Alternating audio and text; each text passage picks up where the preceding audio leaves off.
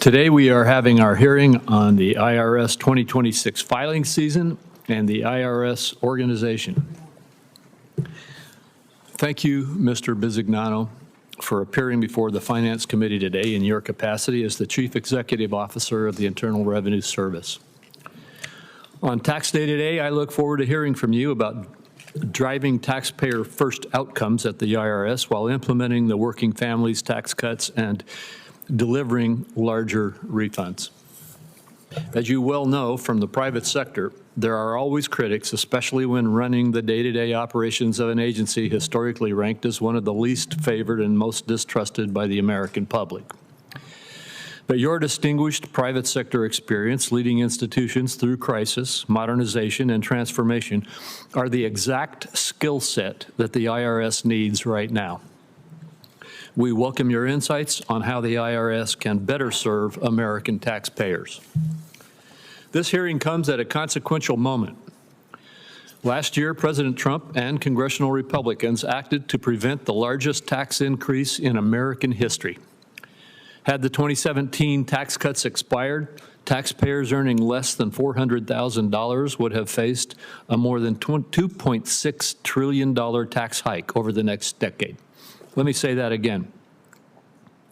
Taxpayers making less than $400,000, and most of them making well less than $400,000, would have faced a more than $2.6 trillion tax hike over the next decade. Not only did Republicans make those tax cuts permanent, but the Working Families Tax Cuts Act also delivered significant new middle-class tax relief. Implementing the new provisions from the Working Families Tax Cuts in time for this filing season was no small task. Indeed, a few months ago, there was no shortage of commentators predicting a major disruption. With the individual tax filing deadline today, the results are now in, and the data speak for themselves. The filing season opened on time. Through April 10, the IRS received about 120 million returns and issued about 80 million refunds, millions more than last year.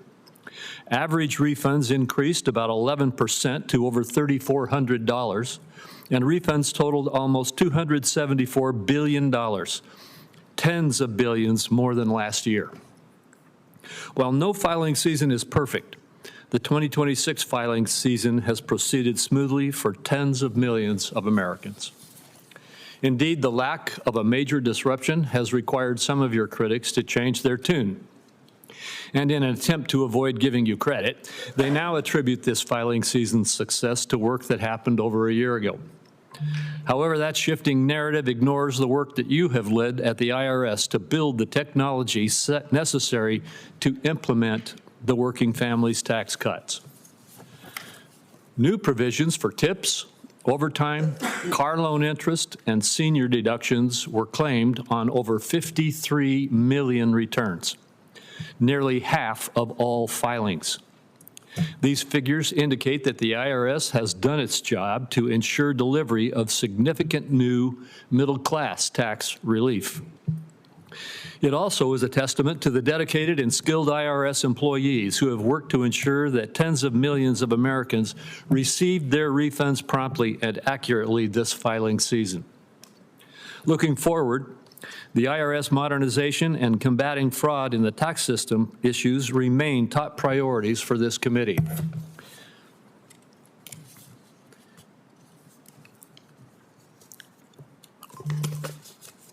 Excuse me. 2 pages stuck together. And I look forward to hearing what steps the IRS is taking to make improvements in these areas. On the topic of modernization, Ranking Member Wyden and I recently introduced the Taxpayer Assistance and Service Act, or TAS Act. This bill includes 64 common sense provisions drawn from Finance Committee member proposals and the National Taxpayer Advocate recommendations. The TAS Act would improve the taxpayer experience and strengthen taxpayer rights. It has broad support across the tax community, and I'm glad to be able to working with my colleagues to advance it. Mr. Bisignano, I look forward to working with you and the Treasury Department to modernize the IRS to benefit all taxpayers. And thank you again for appearing today.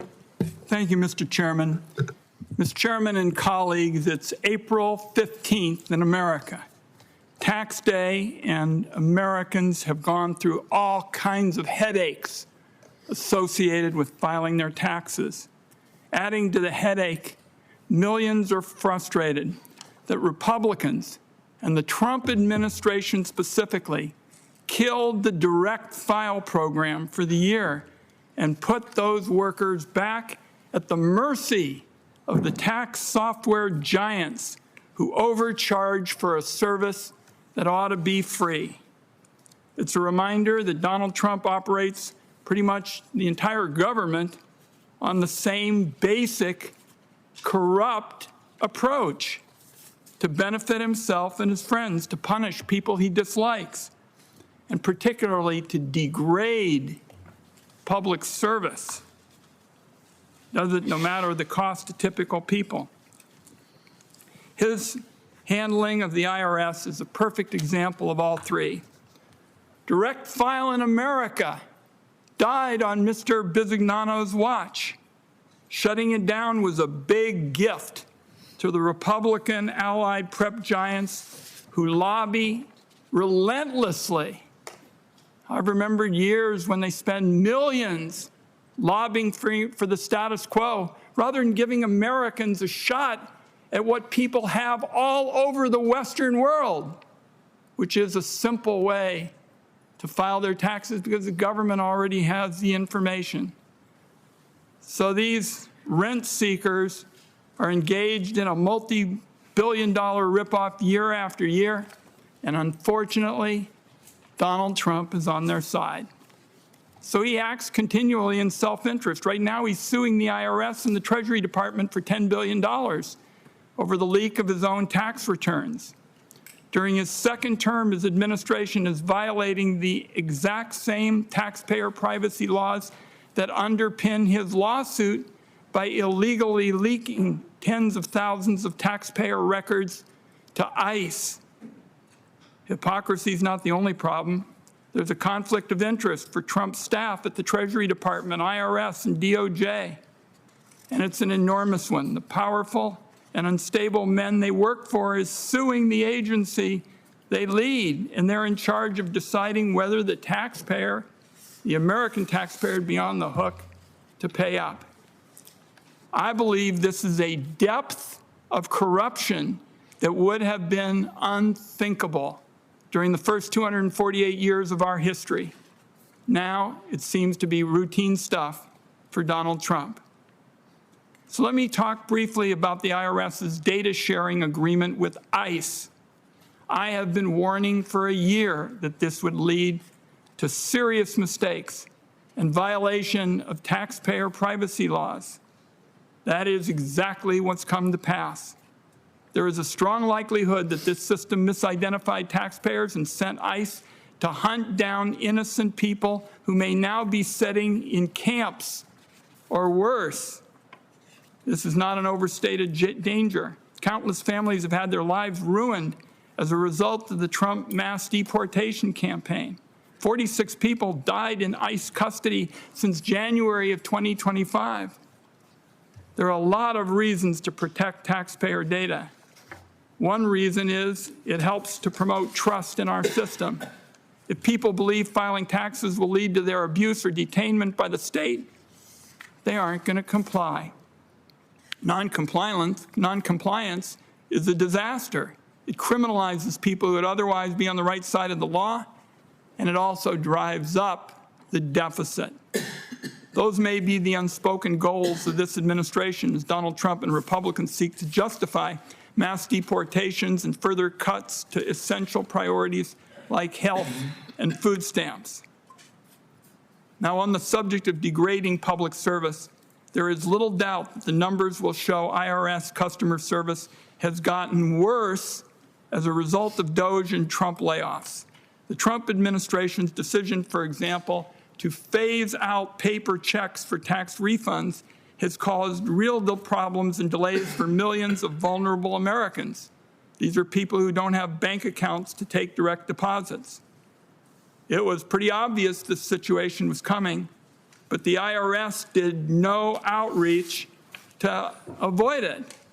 Now a whole lot of Americans who count every spring on timely refunds to make ends meet are in trouble. With filing season ending, I'm sure the committee is going to hear some Trump administration spin about the whole refund question. The reality is the tax law is a dud for the vast majority of working people. Refunds aren't anywhere near the original Republican goal. Any benefit people get from the law is swamped by inflation resulting from tariffs and additional costs with the war in Iran. The people coming out on top, as is always the case, are the super wealthy. Millions of people have found that the Trump economic agenda is a loser for them, the most regressive economic policy that they have ever seen. I'm going to close on this. This committee has held a filing season hearing on many occasions. To my knowledge, this is the first such hearing where the witness has no real authority to talk about the subject because they don't actually have a Senate-confirmed role at the IRS or the Treasury Department. Mr. Bisignano is called the Chief Executive Officer of the IRS. My view is this CEO job is fake. It's an end run around the vetting process for a real nominee, which is a way for Donald Trump and Mr. Bessent to have direct control over the IRS. As for Mr. Bisignano, his recent appearances before the Ways and Means Committee sure didn't do much to convince anybody the IRS is in good hands. Even the Republican side of the dais in the other body was unsatisfied. Now, he's got an actual job running Social Security. And by the way, that's another agency in crisis due to mismanagement. I believe the individual with us, Mr. Bisignano, ought to be focused on cleaning up that Social Security mess. Over the past 15 months, the administration laid off more than 7,500 Social Security employees, which worsened Americans' access to their earned benefits and gave DOJ free rein to pilfer their most sensitive data. As of a few weeks ago, we learned that a former DOJ staffer downloaded onto a personal thumb drive a copy of one of the Social Security's tightly restricted databases of Americans' personal information. So my colleagues and I have repeatedly urged the chair of this committee to hold a hearing to dig in to these important issues. These issues for working families and for seniors and disabled are just about the most important thing in their lives. But Republicans, no hearings, basically just no. I don't think that's right. This is Mr. Bisignano's first appearance before the committee since his confirmation last May, and it's not even focused on the agency that he was actually nominated to lead. I find every single bit of this unacceptable. So we got a lot to do here, Mr. Chairman. Thank you. Thank you very much, Senator Wyden. And we will now proceed to you, Mr. Bisignano. Please proceed with your statement.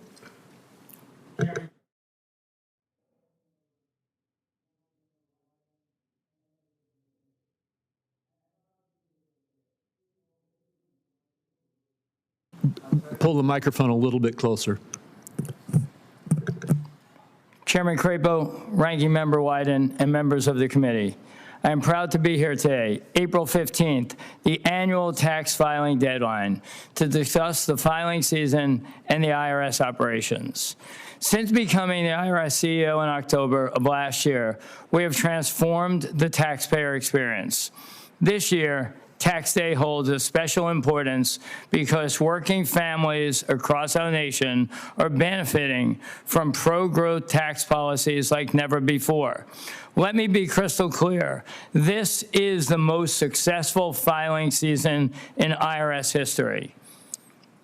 This is thanks to President Trump, Secretary Bessent, and congressional Republicans in securing passage of the working families tax cuts. This landmark legislation forms the cornerstone of the administration's growth agenda. The latest numbers tell the story. The IRS has received more than 134 million individual income tax returns, with more than 98% of them filed electronically. We've issued more than 80 million refunds, with 98% of those refunds sent electronically via direct deposit. More than 90% of taxpayers who filed electronically received their refund in less than 21 days. The average refund amount is over $3,400, up by 11%. The total amount of refunds we have issued now stands at over $280 billion, 16% higher than last year. This is real relief going out to working Americans and their families. Thanks to the new landmark policies, more than 53 million Americans have already experienced new financial benefits. These provisions include no tax on tips, no tax on overtime, no tax on car loan interest, and a special deduction for seniors, which has already been claimed more than 30 million times. In addition, provision from President Trump's 2017 tax bill, such as the increased standard deduction, increased child tax credit, and full expensing for capital investments were made permanent. All of this prevented a tax increase of over $5 trillion on American families and small businesses. Many of these provisions have bipartisan support, and each of your constituents will see the benefits. Another hallmark of the bill is the Trump accounts, which will provide families a financial head start for their children.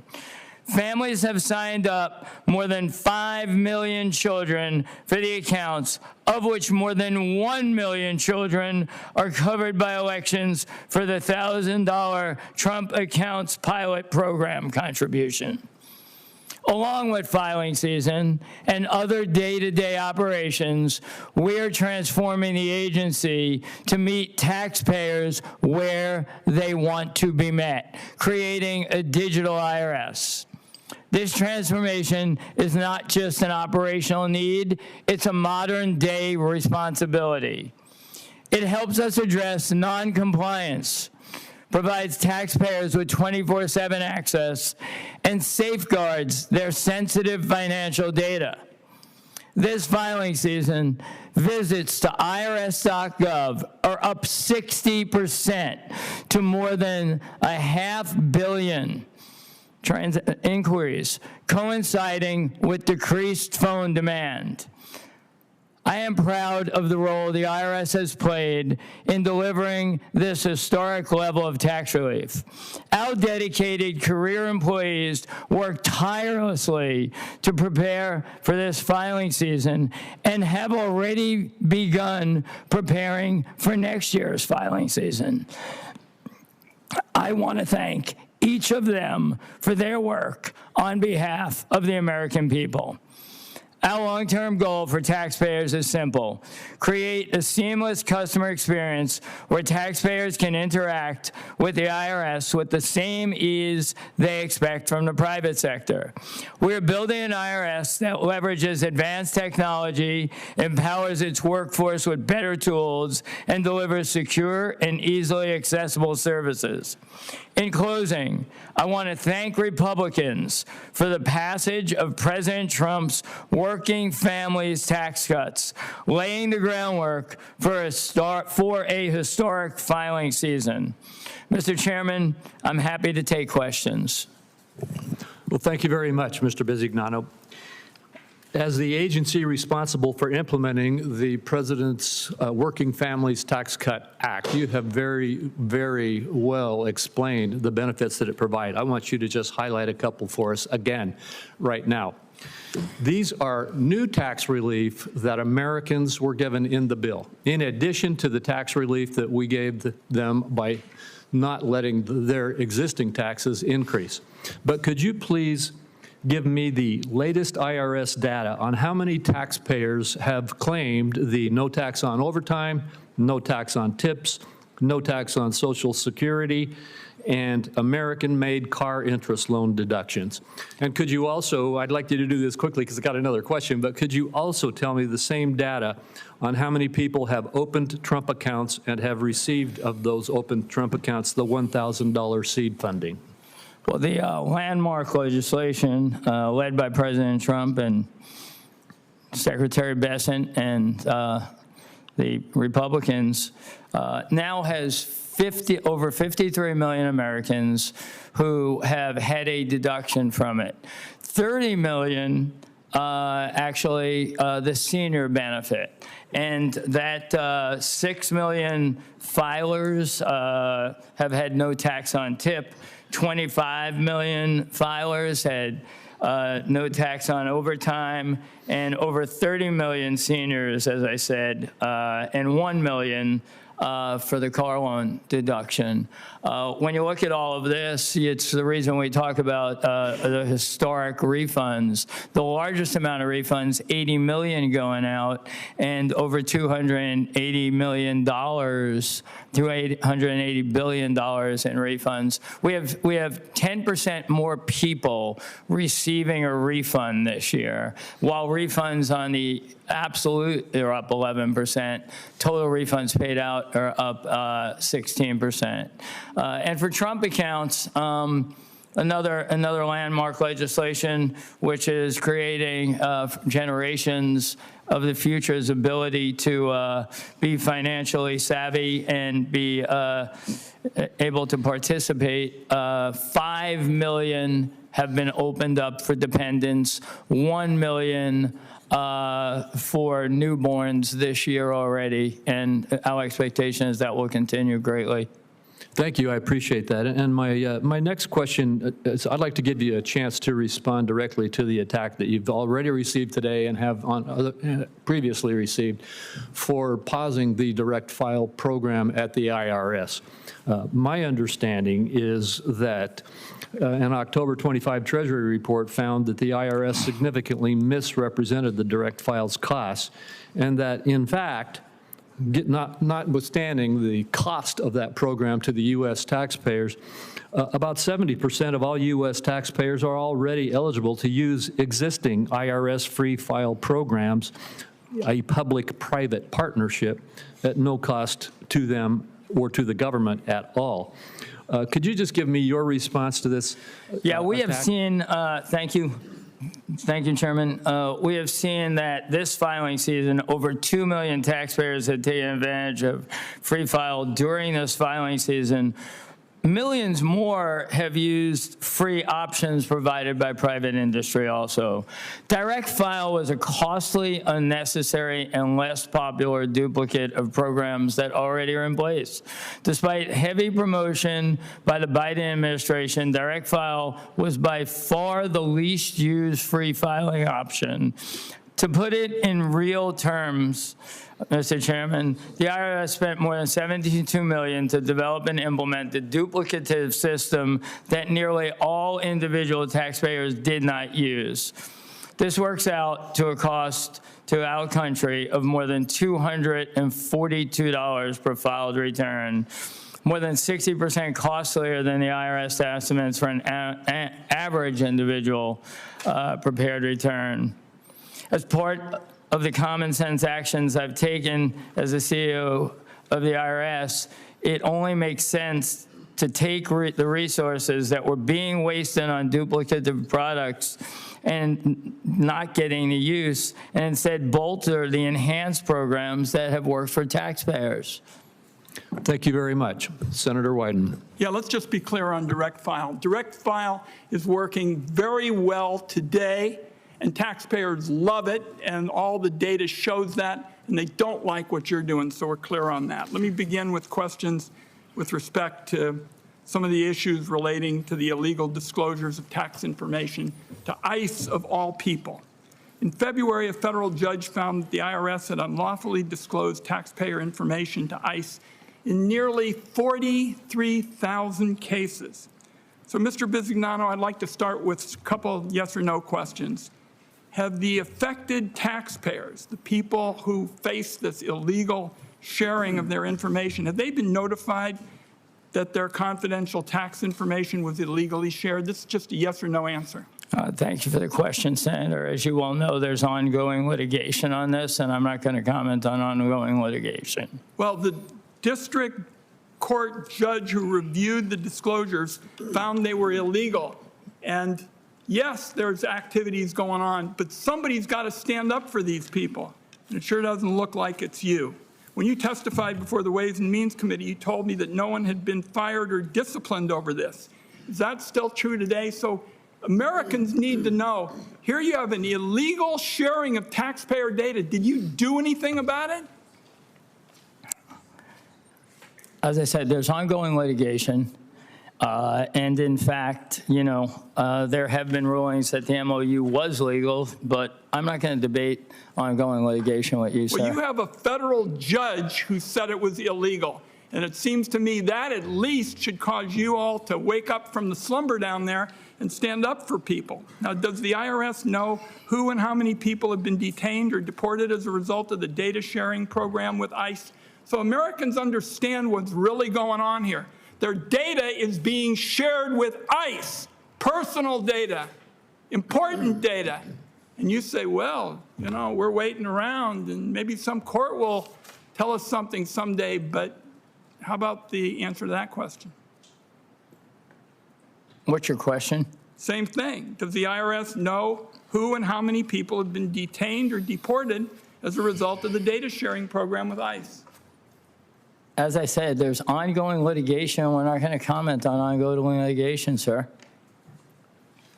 Okay, you can set it out all you want, but these are Americans who are angry. They don't get up in the morning and say, gee, let's wait around after our data has been illegally shared. They get up in the morning and say, somebody better do something about it. That's what we give people an election certificate to do, and that's what we're going to stay at.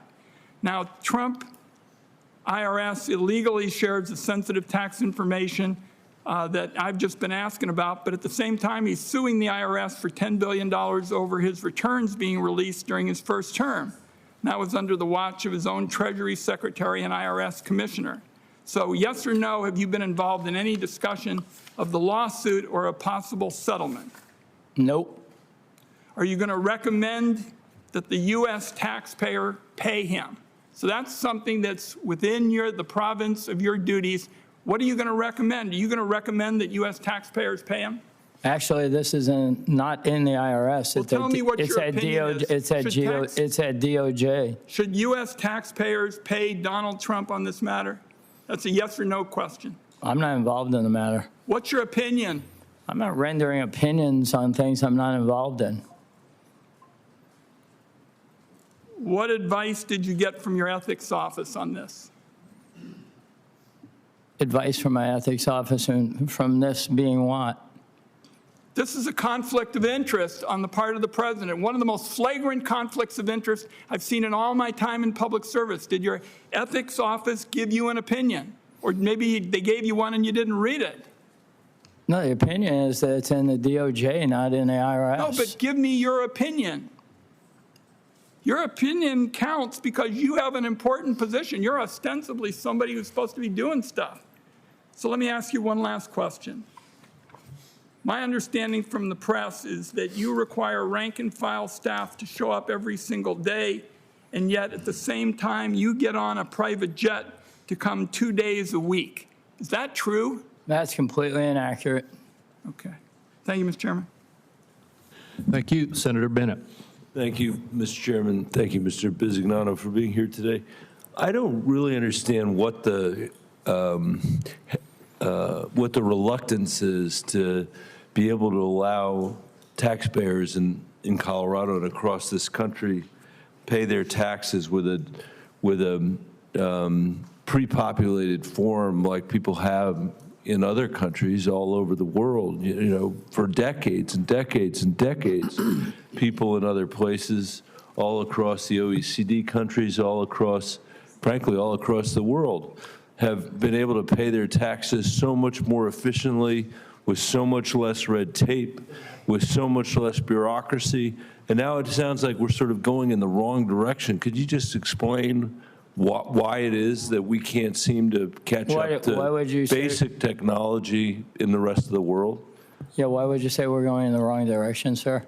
Because the pre-populated forms that people are able, as a matter of course, in places from Australia to the OECD, countries, people in America don't have the chance to do. And direct file, which was, you answered your question to the chairman about direct file, but that was something that was very popular with the American people, something that gave them the chance to more expeditiously file their returns. I'm not saying it was perfect. That's not my point. My point is different than that. Why is it so hard for us to deliver the basic level of customer service that the rest of the world enjoys? And by the way, that's a question I've asked to your predecessors. It's not just you.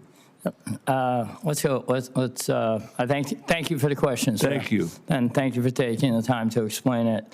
If you look at this tax season, even the stats will tell you 98% of our filings were electronic, and 98% of Americans received a direct deposit within 21 days or less. So that's the best stats we ever had in terms of performance. If you look at what's going on in refunds, it's the largest refund. So we've had the highest volume and, in fact, the fastest payments to the Americans. That's just pure facts, right? And that was 80 million Americans. That's 10% more than last year.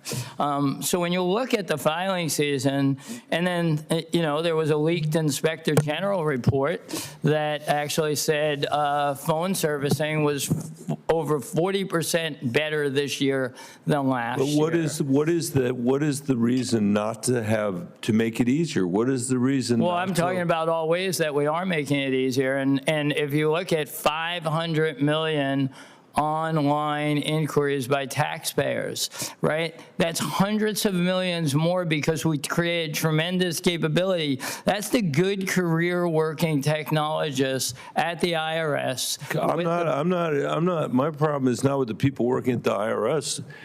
Although I have some question about whether or not they're in the right place right now. But the thing that's so shocking to me is we're making it harder for people that are working people to file their returns than in other countries around the world. That's indisputable. I mean, you can read off these statistics, but it's indisputable that it's much easier in Australia to file your tax returns for working people, just to pick one place, than it is in the United States of America. And at the same time, so we're making it harder than other places for working people.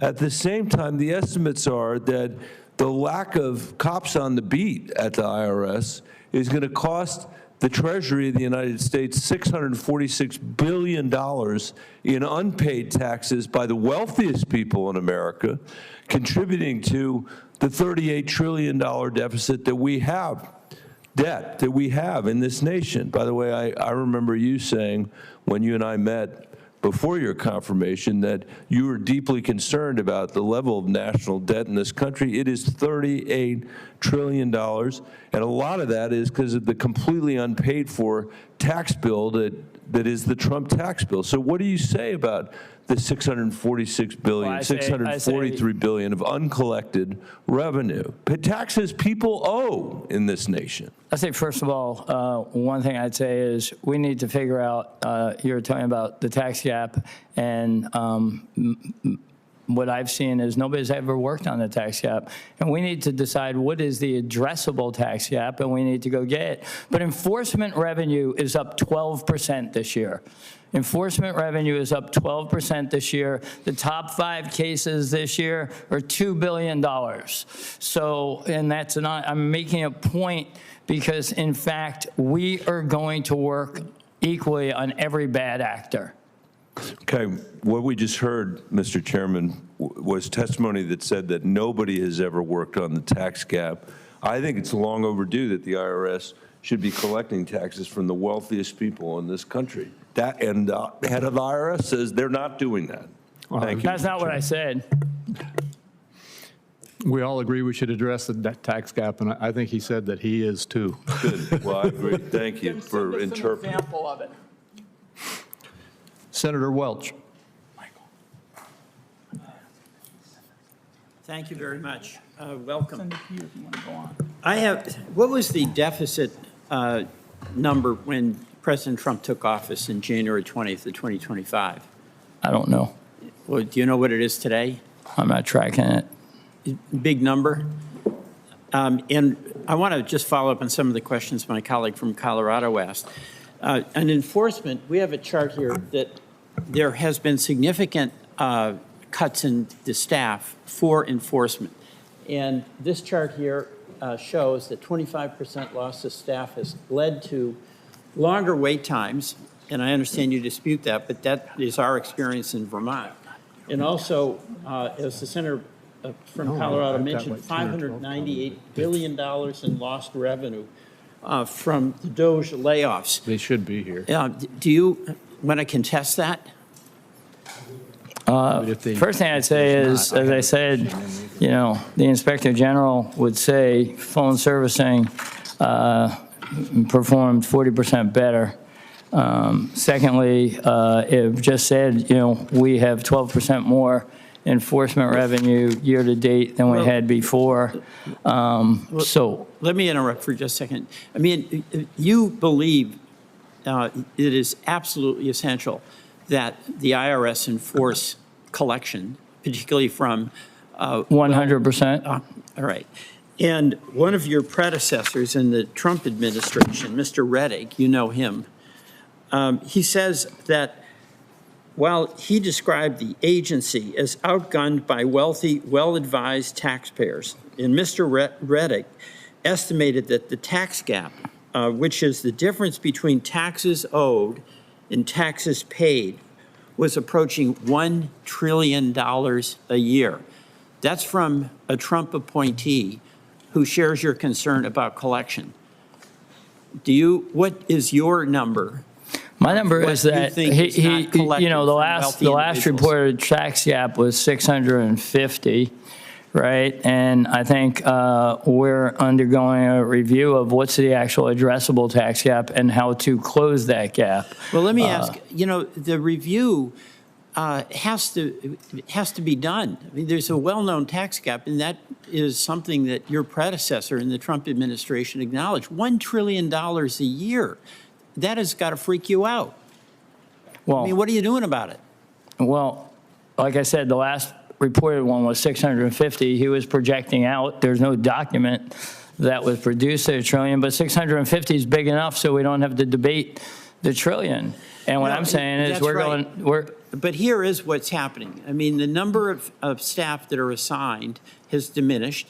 There were the DOJ cuts that did a lot of damage to the organizational structure and the morale. You didn't do this. This is something you inherited, but it's something you have to address. And then Mr. Rettig says we've got $1 trillion in the tax gap. That is just totally unacceptable. Okay, but why don't we deal with the published number of 650? Pay their bills. Right. Secondly, what we've done is bring in a ton of technology. We have well, we need you to bring in a ton of money from people who owe it, not a ton of technology. Well, that's 500,000 we collected the other day, 250 million from. The top 5 cases were $2 billion.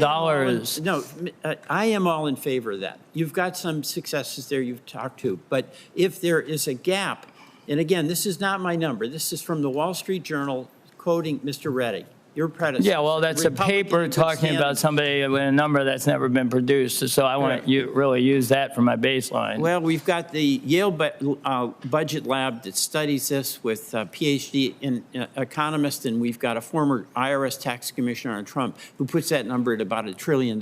So the real question here is when you return to this committee with Senator Crapo and Senator Wyden, we want that number to be as close to zero as possible.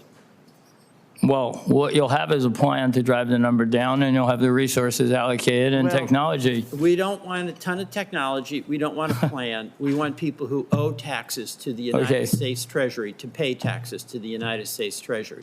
And that is especially And how long have you been working and telling people to work on the tax gap? how long have I been? Don't I get to ask questions here? I'm just wondering because you're making it sound like it was worked on diligently ever. No. It's about to be Look, for the first time. Here is the reality, okay? The new Trump administration came in and eviscerated the staffing at the IRS.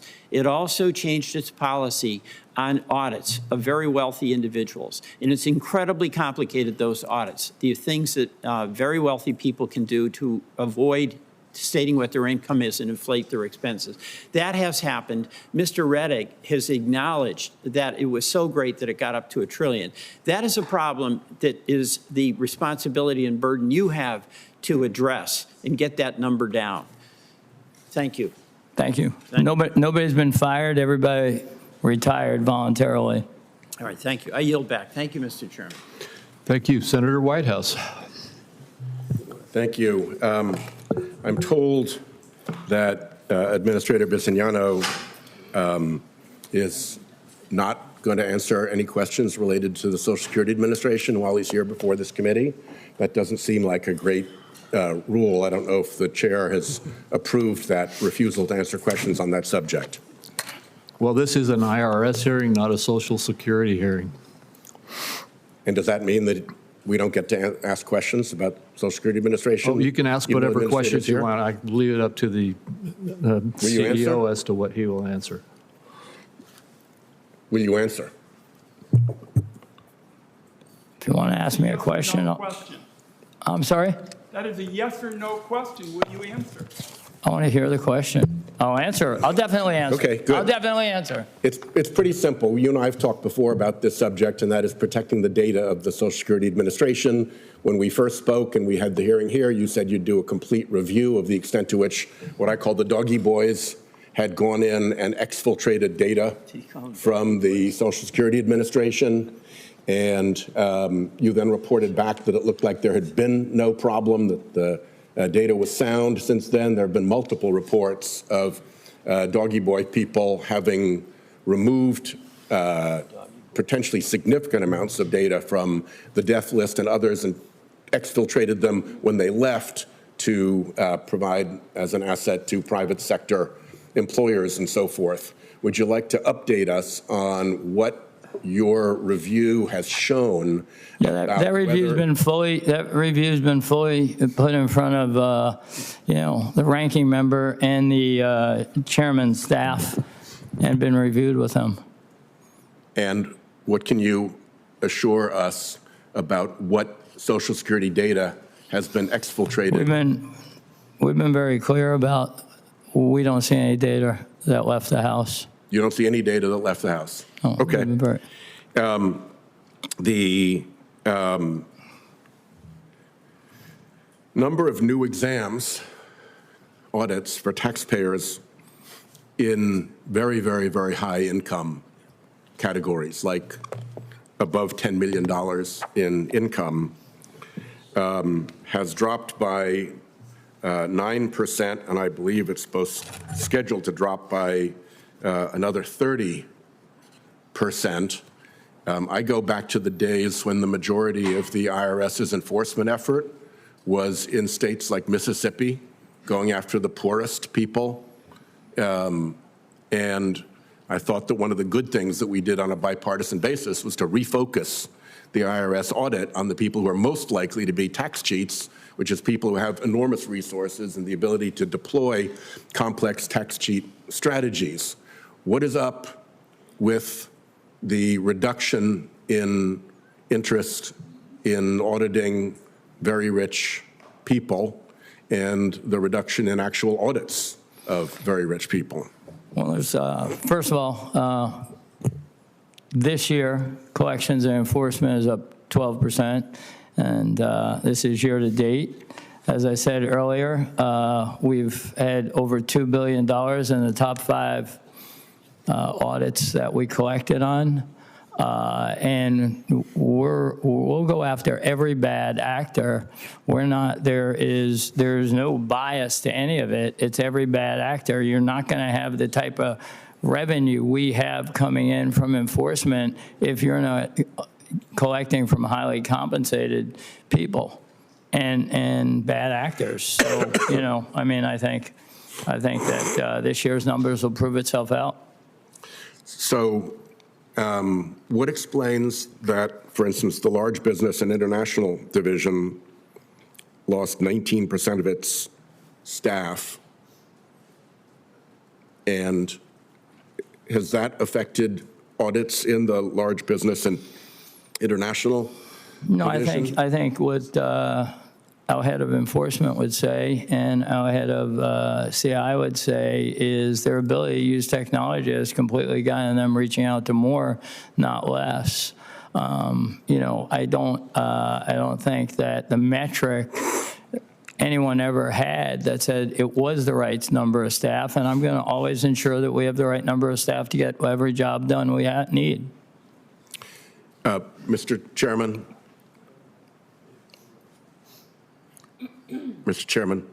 I think it might behoove the committee to have a kind of technical session on looking at how the IRS is implementing new AI and data systems in order to overcome what seems to be very dramatic reductions in workforce dedicated to audit. I hear the point that the administrator is making, but I think it would be helpful if we sat down at some point with some of the folks from the IRS to have it explained to us how that's actually playing out in practice. Because if what is happening is that less resources are being sent to large businesses, large corporations, international schemes, and super high-end individuals for audit, then the results are kind of predictable. They'll get off scot-free the way they often I did think in your the past. suggestion of getting that information is very good. Now, whether that means we'd have another session and have a committee meeting on it, or whether we get the data and get the information. Yeah, either way, I think would just be a useful thing for us to do as AI enters the IRS enforcement landscape.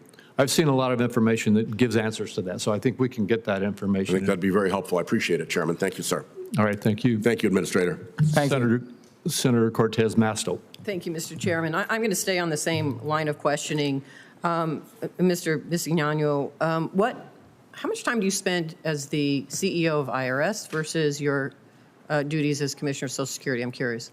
Yeah, I really look at it like I run two large organizations, and you know, my day starts as it did today at 4 or so. Can I ask, because I don't have much time here, percentage-wise, how much time do you spend? 50-50, 60-40, 30-70? Well, I think you should ask the question of, I spend, you know, not 8 hours a day, but 14 hours a day, right? And But again, I need specifics. You could spend 14 I don't hours a day on the divide my IRS or time. 14 I hours a day on spend Social all my Security. time on all issues. You've got to figure out as a CEO I don't an know, administrative percentage. So well, how is that? Well, here's how to think about it, right?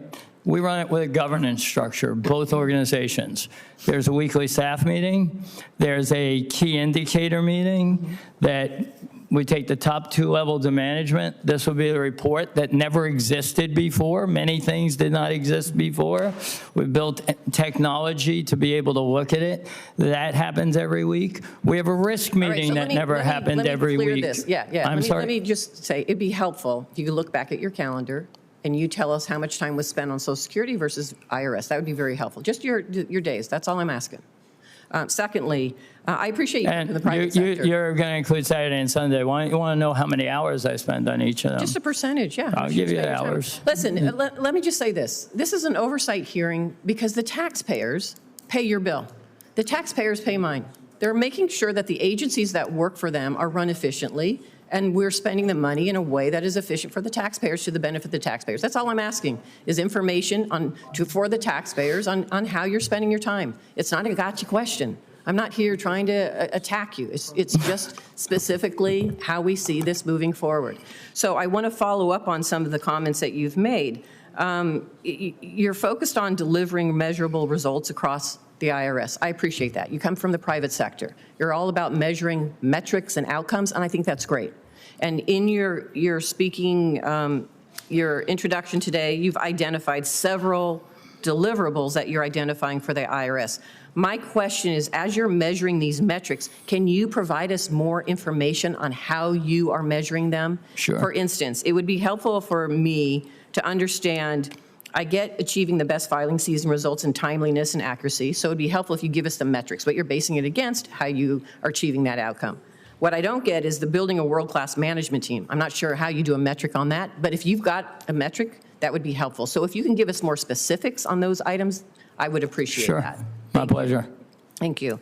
So as we've said, you're currently leading these two agencies. I do have concerns, and I want to address this. In January, the DOJ admitted in court that DOJ employees use an unauthorized third-party server to share Social Security data, and that a Social Security staffer for DOJ signed a data sharing agreement with a private political advocacy group. There are also allegations from a whistleblower that a DOJ staffer took major Social Security Administration databases with him using a thumb drive. And then at the IRS, a federal court has found 42,695 violations of federal law stemming from the sharing of confidential taxpayer data under an agreement with DHS. My question to you is, what changes are you implementing to avoid further breaches of Americans' private information? Yeah, we brought in to ensure that our data is secure, which is the #1 priority. If you go through our priorities, it's protecting Americans' data, it's driving higher service and improving collections for IRS, right? And we brought in outside to look at it to ensure that we weren't just looking at it internally and to ensure that we're protecting the data, and we had a total outside review of it. Let me ask you this. I'm going to take advantage of you're here also as a Commissioner of Social Security. I need help with something. In Clark County, Nevada, I'm understanding from our Social Security office that there is right now a backlog of foster children attempting to obtain their Social Security cards. And this is because the Social Security office in Las Vegas has informed us in Southern Nevada that it would begin requiring physical stamped certified copies of foster children's vital records before issuing, excuse me, their Social Security cards. Prior to this change, Clark County worked with the office, the Social Security office, to provide certified copies of these children's vital records in a digital process. Now you are asking for physical. The challenge we have with that is because we don't have actually in Clark County a lot of the physical stamped certified copies because most of it's digital now.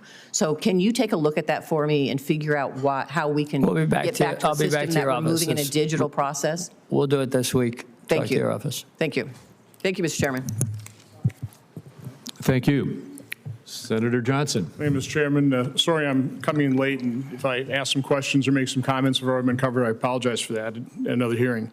Mr. Bisignano, first of all, thank you for your service.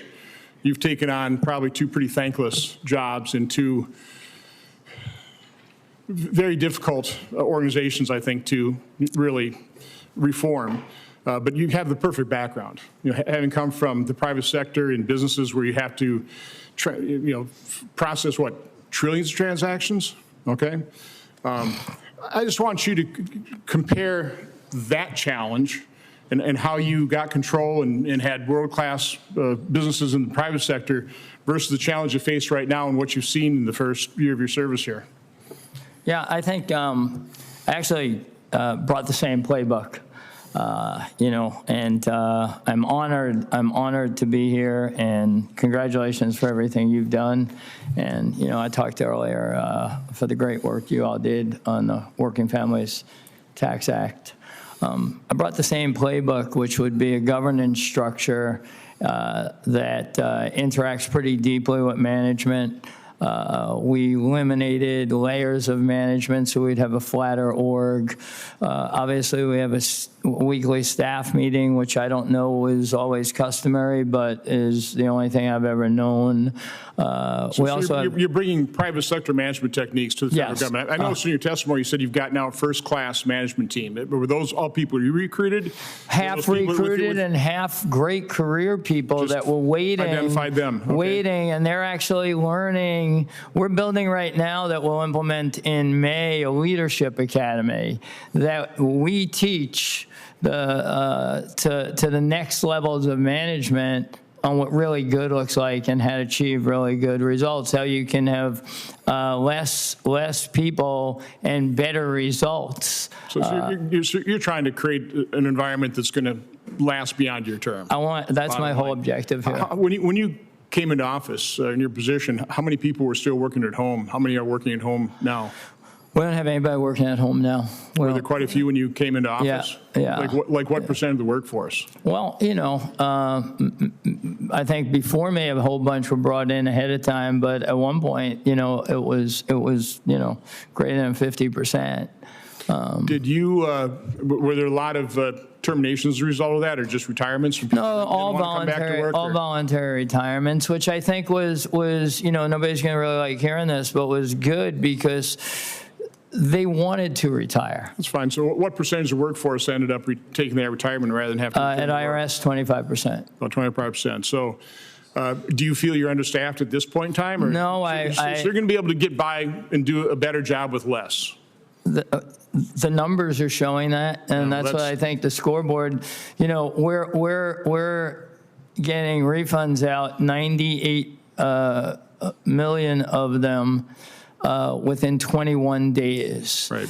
I remember when people. I read the stats. I just wanted I wanted you to be able to relay your philosophy, how you can in the business world. Yeah, I think by delayering, you have to do more with less. By delayering the org. Look, technology is the great enabler, right? We took online inquiries during tax season up 60% to 500 million.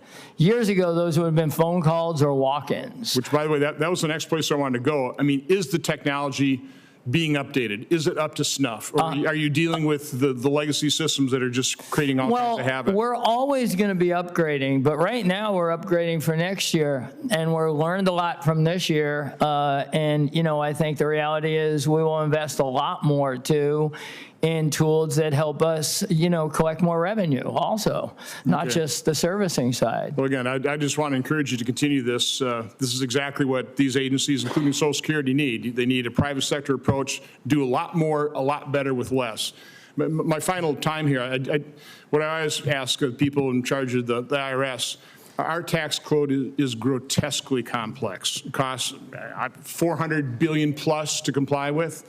I want to simplify and rationalize it. I think there's two separate approaches, but simplify and rationalize. What I'd ask you off the record, take a look at what are the most complex areas that if we simplify, if we did rationalize, that could help taxpayers, reduce those compliance costs, help you become more efficient in terms of implementing the tax code and stuff. So again, you don't have time to, if you want to just quick mention, something at the top of your mind, but otherwise really take a serious look at that. I've never really got a serious answer back from former I'll come IRS back and see you. So I will I'd come back appreciate and it. see you. Do you have a current comment right now, just off the top of your head? No. Okay. Look forward to talking to you. I'll come, as I always do, Okay. I'll come back to you. Keep up the great job. Thanks. Thank you, sir. Thank you, Senator Blackburn. Thank you so much, Mr. Chairman, and thank you for being here. I appreciate that on tax day you're spending some time with us and hearing about what the American people are talking about. In Tennessee, as I've been out and about over our Easter work period, I had more people comment about the enhanced deduction for seniors. And that is something, as the chairman knows, I really push this. It's something I've worked on for years, getting income tax off of Social Security.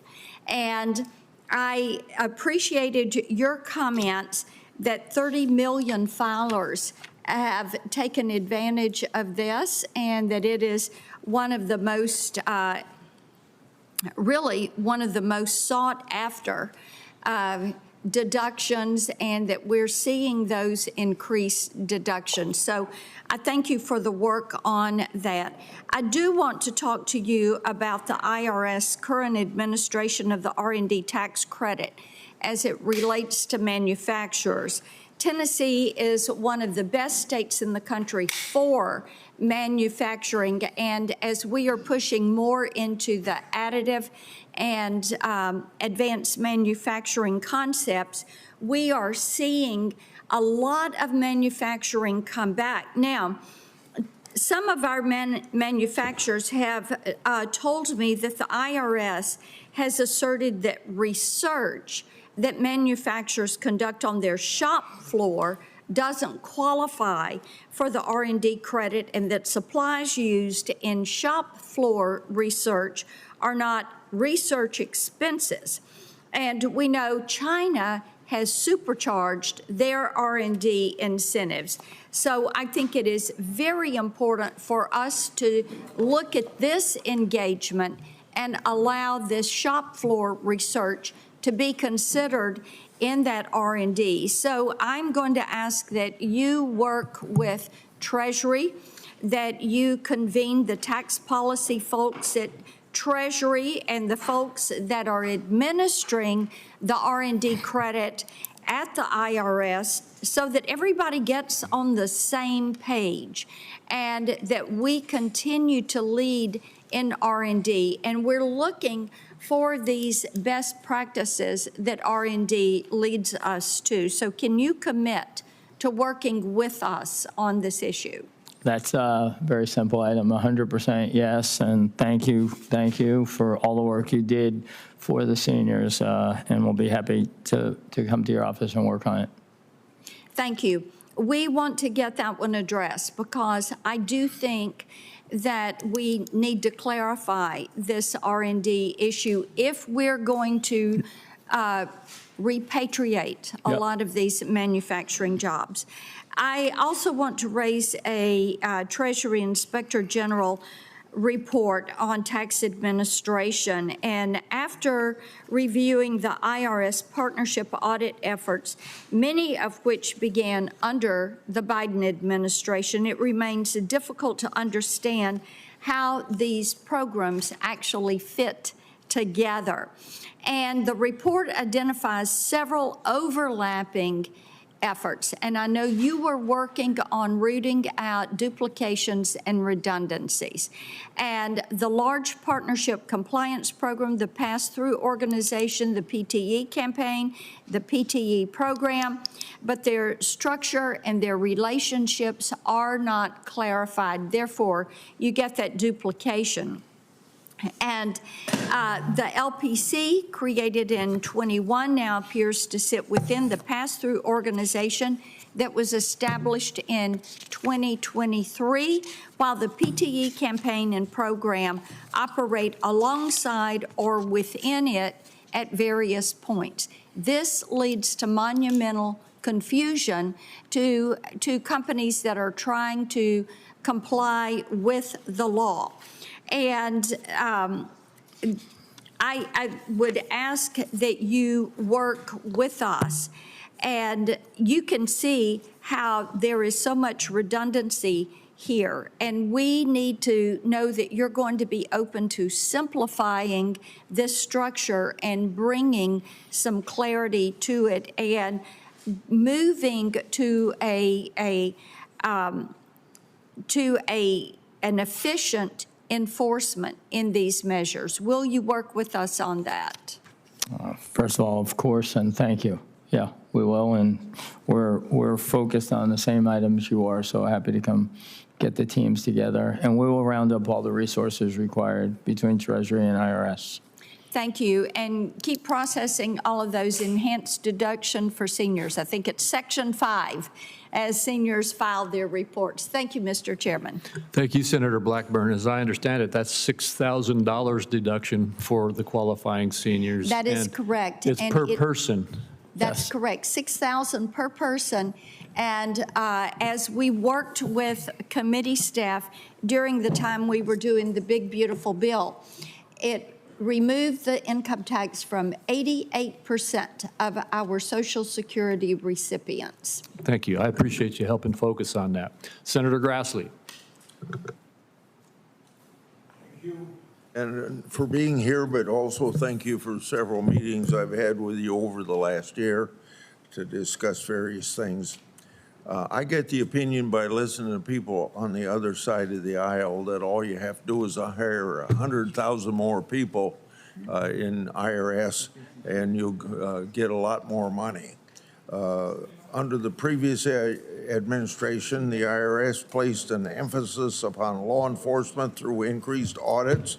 My understanding is that the IRS is taking a more tactful approach under the Trump administration. Rather than relying on an army of IRS auditors, there's a greater focus on using modern tools, and I'll let you discuss whatever modern tools is to improve case selection. How is the IRS using technology to improve enforcement? Thank you. It's always my pleasure to spend time with you too, Senator. You know, as we engaged, sometimes when you change staffing models, you also change how you do your work, and you're going to have to do it through technology and innovation.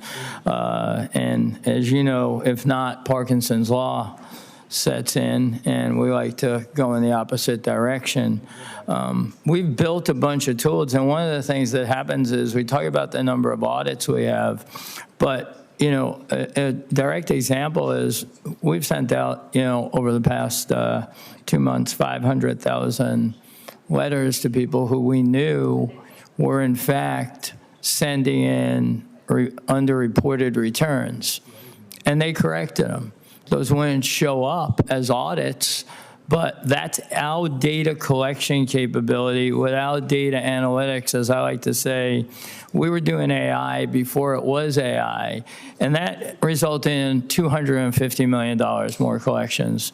If you look at using tools that takes data and allows it to collect it and give the agents way more information and power, it's the reason why enforcement revenue is up 12% right now.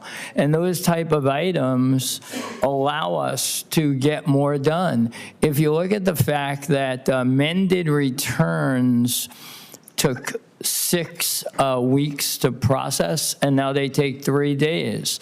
That gives us more capability, better intelligence, and better ways to act on them.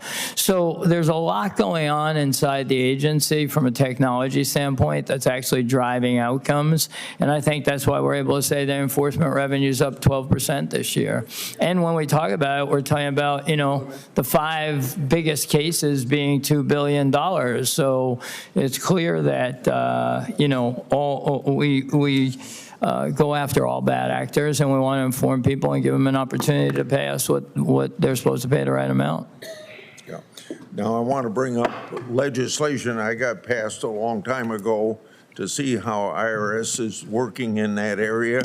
It's long been my view that the IRS needs to do a better job of targeting bad actors to avoid imposing costly audits on innocent taxpayers.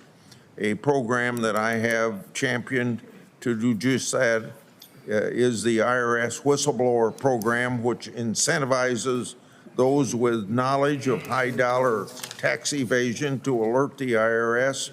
To date, this program has brought in over $7 billion to the Treasury and could raise billions more if used by the IRS to its full potential. Going forward, can I expect the IRS to put more emphasis on the IRS whistleblower program to further focus IRS audit resources? Well, I have an open door policy and streamlined the IRS leadership so that we can communicate better than ever before.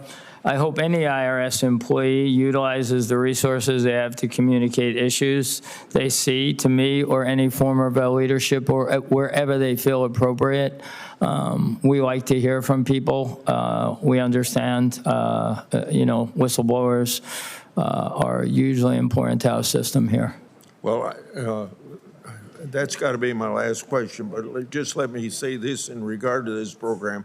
I get a feeling after all these years that this has been on the books, even though it's brought in $7 billion, that there's people in the bowels of the IRS that don't like it, and I think we got to overcome that bureaucratic opposition to people outside reporting that the IRS isn't doing their job. Well, I'll do everything in my power, sir. Thank you. Senator Daines. Chairman Crapo, thank you. Well, it is tax day, and thanks to Republican leadership, President Trump's leadership, the work of this committee, in fact, we passed the largest tax cut in American history, and I'm proud of that. Said another way, we stopped the largest tax increase in American history, and I'm proud of that fact. As we're having these debates about affordability, which we understand, one way to help the American people make it a bit more affordable is put a little more money in their pocket through tax relief. We champion the no tax on tips, permanent relief for small businesses, permanence in the estate tax, credits to expand school choice in the new markets tax credit, some of the things I personally worked on to push across the finish line. These provisions enable families, enable farmers and ranchers back in Montana, enable our Main Street businesses to keep more of their hard-earned dollars at a time when they need it. In fact, recent IRS data has confirmed that. We're about 45, 50% through now, the filing process. And guess what? We're seeing refunds going up, somewhere around 11 to 13% already. Montanans are receiving over $3,500 in the average refund more, and that's a significant increase from last filing season. I know our friends across the aisle have had some consternation, the fact that we stopped the largest tax increase in American history. There's been some fear-mongering, claiming that changes that we put in place that is actually putting more money in the pockets of the American people is actually creating a disaster for filing season, which just isn't true. And we'll talk more about that. You've streamlined customer service, and we're getting these refunds through. And thankfully, at the end of the day, that's all it means to an end. That is putting more money in the pockets of the American people. Mr. Bisignano, as we see the data that's showing the opposite of some of this fear-mongering, can you tell me how we've ensured that a successful filing season and how we've helped millions of Americans receive their highest refund ever? Yeah, well, I think first of all, we're right now starting on next year's filing season. So as soon as I came in, we made a point of, we're going to meet weekly and understand every number and go through them and ensure we get the right outcome. I think what you all did, congratulations. I mean, I think it's actually exceeding expectations. 80 million Americans, more than 80 million Americans have had refunds. That's the most ever. And so when we think about the refund, we paid out 16% more. 16% more. And the stat that people don't want to really recognize is this great servicing that occurred. 98% electronic filings in, 98% have received electronic filings. And when you take all electronic refunds, and when you take all refunds, 90% of them have been paid within 21 days. Larger refunds to more people, quicker. That's what you gave us the opportunity to do, and I thank you for that.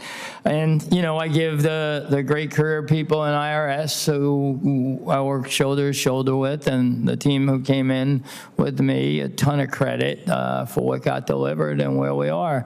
I had the option of 4 days to be here. They gave me 4 different dates, and I thought, I have to take 4/15 as the date. You do. No, you should be here. We need to be talking about this. I'll tell you, it's not being talked about enough either. 90% of senior citizens are not paying taxes on their Social Security benefits. 30 million seniors with the deduction, more than 54 million filers in total had a Schedule 1A, which meant they took either no tax on tip, no tax on overtime, Right. no tax on car interest, or the senior I know it's getting in the deduction. weeds too, but the fact we kept we took the deduction and took it, I made it permanent. I mean, that's another, there's so That's much here. over $5 trillion It's amazing. Well, we got a lot to talk about. I just want to wrap up here. One of the challenges we faced is the fact that 45% of children in the United States never claim the benefits of a surviving Social Security payment benefit. We see that in Bighorn County in Montana. Child beneficiaries make up 11% of all Social Security recipients. That's 4 times higher the statewide average. So we have rural states like Montana, these communities, they're facing barriers to access. We're failing to reach all eligible children.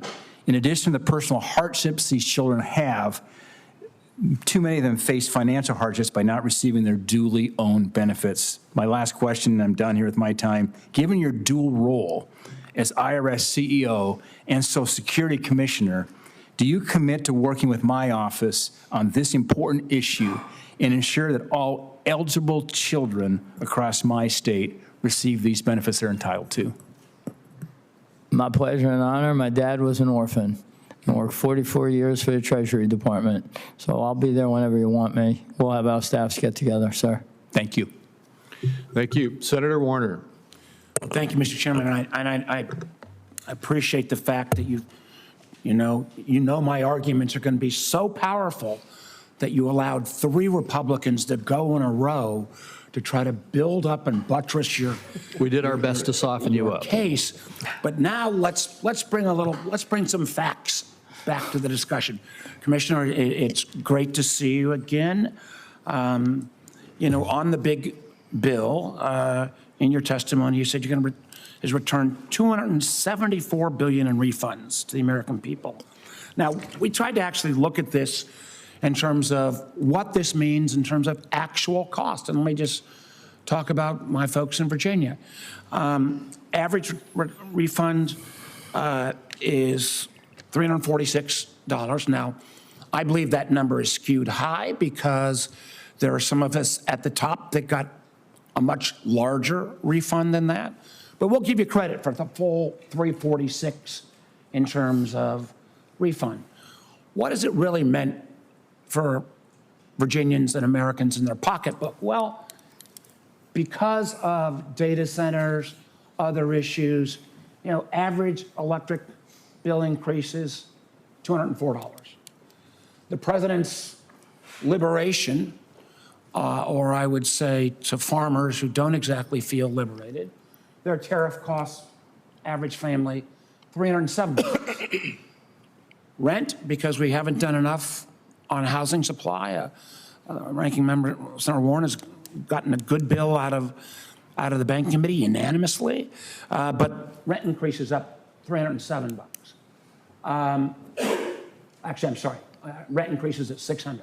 And this number this is just the gas price increase in the 47 days of a war where we've not had regime change, we've not got back the enriched uranium. They still have capacity to do ballistic missiles, and clearly the Strait of Hormuz is closed both by the Iranians and now us. So the way I add it up is that, yes, there may have been a refund, but in terms of total cost to an average Virginian or average person from Idaho, I see $1,852. Now, do you refute or would you take issue with any of those? Well, I'd start with the first number, sir, the number that I'm responsible for at some level here. The 380, is that 346 or 386 you said? Yeah, the 346 again would be 346. what we tried to get from it, which would have been much fairer if you would have just said, all right, what's the average amount of refund for, say, folks that make less than $400,000 a year? That number would go down dramatically. I think a couple of things here. One, you took the average number that was reported as refunds year over year, but 8 million more people received refunds. So if you talk about how much went back to people, it wasn't 346, it was a number significantly larger because more people got that $3,000 average. I've had to listened to three of my Republican colleagues. I would respectfully disagree because the amount of, a lot of that number on the 346 is because folks at the very top, and I've been blessed to do very well, my refund was much bigger than 346. I actually think it would have been perhaps fairer to have this distribution a little bit geared more for low and moderate I think income. to that point, the top 1% pay 30% of all federal taxes. The top 10% pay 62%, and the bottom 15 and the top 1%. The bottom 50% pay And the top 1%, sir, and I'm a 3.8. hardcore capitalist, but the top 1% controls a greater share of assets in our economy at a level. And if you want to think about a level, frankly, that makes the 1920s look equitable compared to where we are today. Let me move to my last question. You know, one of the things I think we would agree is that the Inspector General, I believe the data is, you know, every dollar invested in the Inspector General actually gets back to close to $100 back because of trying to find misuse and abuse. So could you explain to me why the administration's fiscal 27 request for the Inspector General literally is cut 17% from 26 numbers? That'll mean the Inspector General will have lost over 130 full-time employees since the start of 2025. If we're going to try to bring about greater efficiency, doesn't the Inspector General play a critically important role? And why are you cutting them at such a dramatic rate? Well, the fact of the matter is we've managed productivity and quality through every aspect, and the Inspector General is one of those aspects also. Right, but you don't refute the fact that for every dollar spent, the data shows. That's not my calculation, sir, but I'm not going to. Well, again, I would think the average cost to a Virginia family has actually gone up under this president, and I think it is a, you know, as a former business guy myself, a bad allocation of resources when you cut the Inspector General. Thank you, Mr. Chairman. Thank you. Senator Young. Well, thank you for being here, sir. Thank you for your important work. One of the things that I hear about as it relates to the One Big Beautiful Bill Act, also known as the Working Families Tax Cuts Act, is the importance of Trump accounts to millions of Americans. I'll remind my constituents that the IRS has played a very active role in Trump account enrollment through the administration of the new Form 4547. This allows parents to enroll their children in these tax advantage savings accounts so that they can help build wealth and enhance their future opportunities. The IRS announced at the end of last month that 4 million children have been enrolled in the program thus far. That's commendable and exciting to me. Of that, 1 million of these accounts are entitled to the $1,000 seed contribution from the federal government. In your view, sir, is the IRS on track to fully administer the tax reporting and compliance aspects of Trump accounts by July 4th, when contributions can begin to be made? The number's up to 5 million right now. You'll be pleased with that.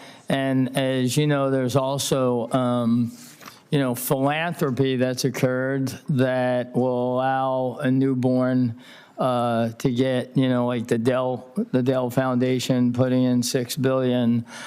So I think it's a great generational vehicle that I applaud you all for getting that legislation done and all the legislation that you've done and all your hard work. And the answer is yes, but in terms of being prepared, if you look at the preparedness we had here for this filing season, with legislation coming through in July, and everybody was prepared to say something other than it would turn out the way it was. Yes. So we're darn ready for implementing. Well, great. Thank you for the, we'll continue to track that. And if there are any snags you run into, I hope you'll let this committee know so that we can be helpful where needed. The Working Family Tax Cuts Act prevented the largest tax hike in American history. Failure to act, I remind others, would have amounted to a $2.6 trillion tax increase on households earning less than $400,000 per year. That would have, of course, damaged our economy.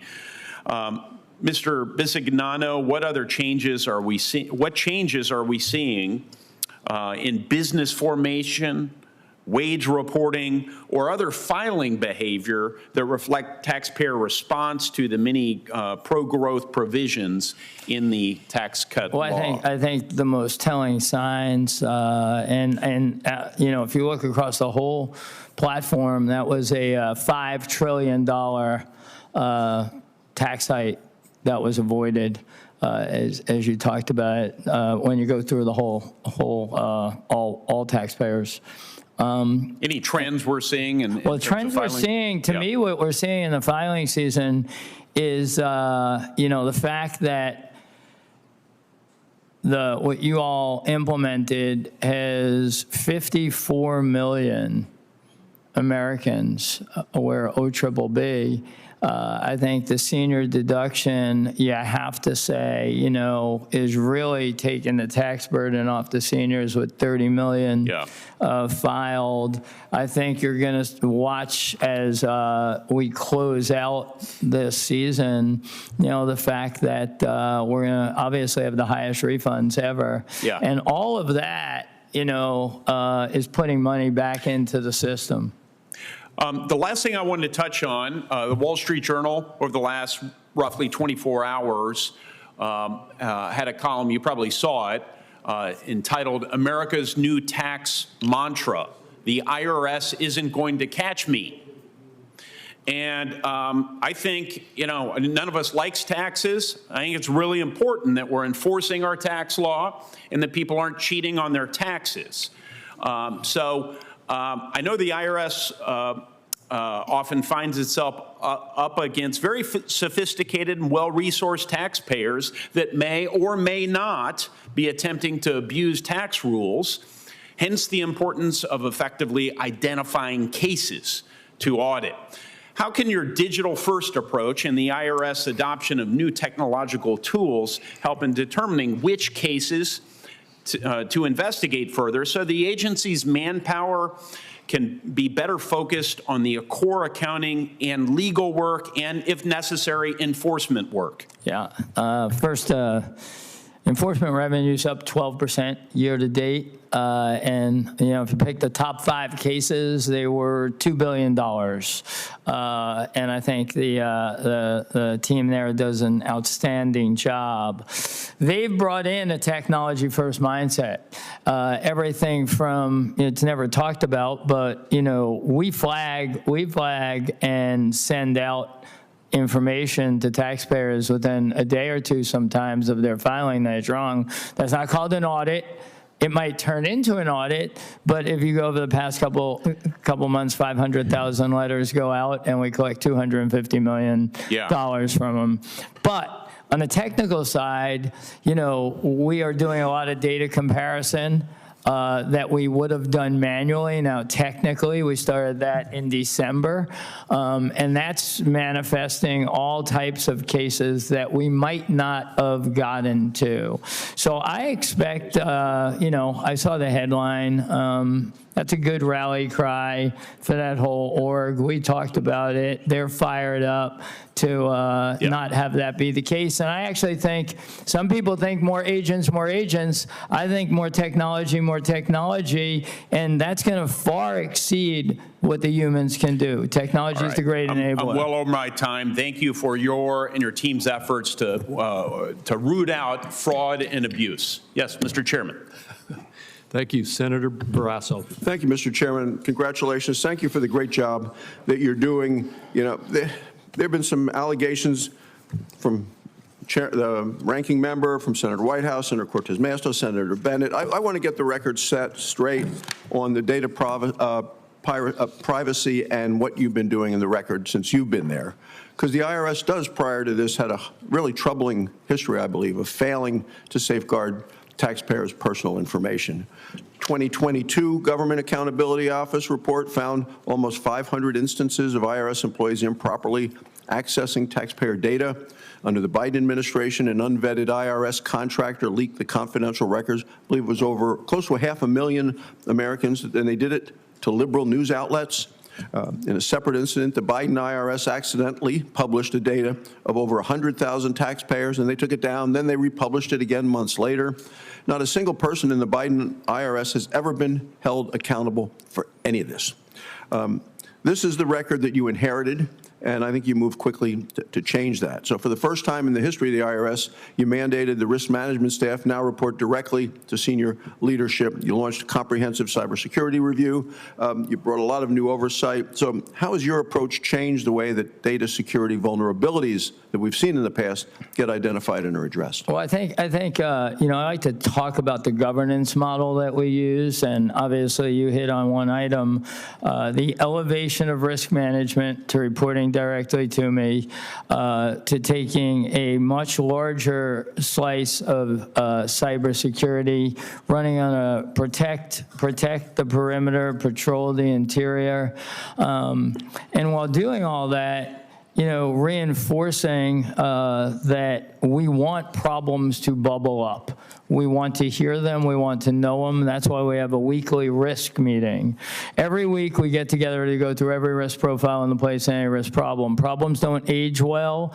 And, you know, our approach is we have an open door.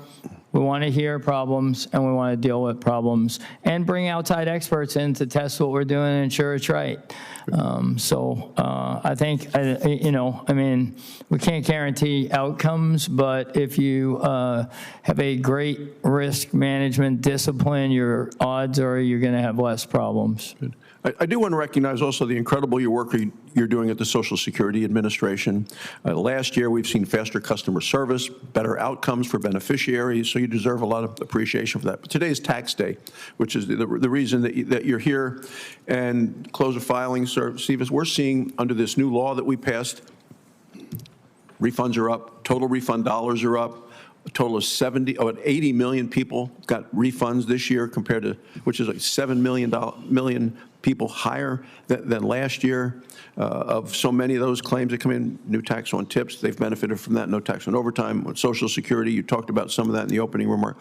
What made it possible for you and the IRS to process more returns and issue bigger refunds with, even you have a smaller workforce? How have you done it? Well, I think, you know, we definitely started out with ensuring that all the tech changes we needed to get done. Remember, this got enacted in July, and we needed it ready for January. And that was a forced march, a great job done by the IRS team. While doing that, we built all the MIS to track how we run the place. This would be a weekly review that we do right here of metrics with 2 levels of management. While doing that, we set what appeared to be super aggressive goals to get good outcomes for the American public. So you look at the fact that 98% filed electronically, you know, and that went up a full percentage point from last year. I think the fact that we had 500 million queries because we went and built more capability for people to go online and do queries, that took down the phone calls, actually, right? So if you go 500 million queries, that's a lot of Americans in the system to find out, where's my refund was the #1 used function, and meanwhile, refunds were back 90% of them within 21 days. I know you can remember when, you know, somebody would think they'd get a refund in 6 weeks at the earliest. So a lot of function built in technology allowed us to handle all the volumes that we would, and actually really did not miss a beat. We worked the backlog. And we never did that before during tax season. We worked backlogs of paper that was never worked before during the tax season. Mr. Chairman, I do have one final question, because I heard this from an old rancher in Wyoming, an old-time rancher, long time, multiple generations there. And could you make it very quick? Could you make it very quick? Yeah, because of the executive order directing federal government to increase the use of electronic payments. And I don't think you got the regulations out yet of how to be able to do the old thing, write a check, send in a check. He doesn't know how to do this. Some of our You'll be seniors able to don't. write a check. He'll be able to write a check. Yeah. All right. You know, I've always said we're never going to stop anybody from doing what they need to do if that's the only way they know how to do it. Great. Thank you, Mr. Chairman. All right, Senator Warren. Thank you, Mr. Chairman. So, Mr. Bisignano, you've claimed that as CEO of the IRS, you are, quote, getting a really good outcome for the American public. And I just have some questions about what that really means. Last year, DOJ pushed out about 4,400 IRS employees whose specific job was to take calls and answer questions for millions of taxpayers. And then after you pushed them out, you discovered you actually needed those people to do that work. So you tried to hire a lot of them back, but you did such a bad job at that you were still short of your own hiring targets by about 1,000 people as you got to tax filing season.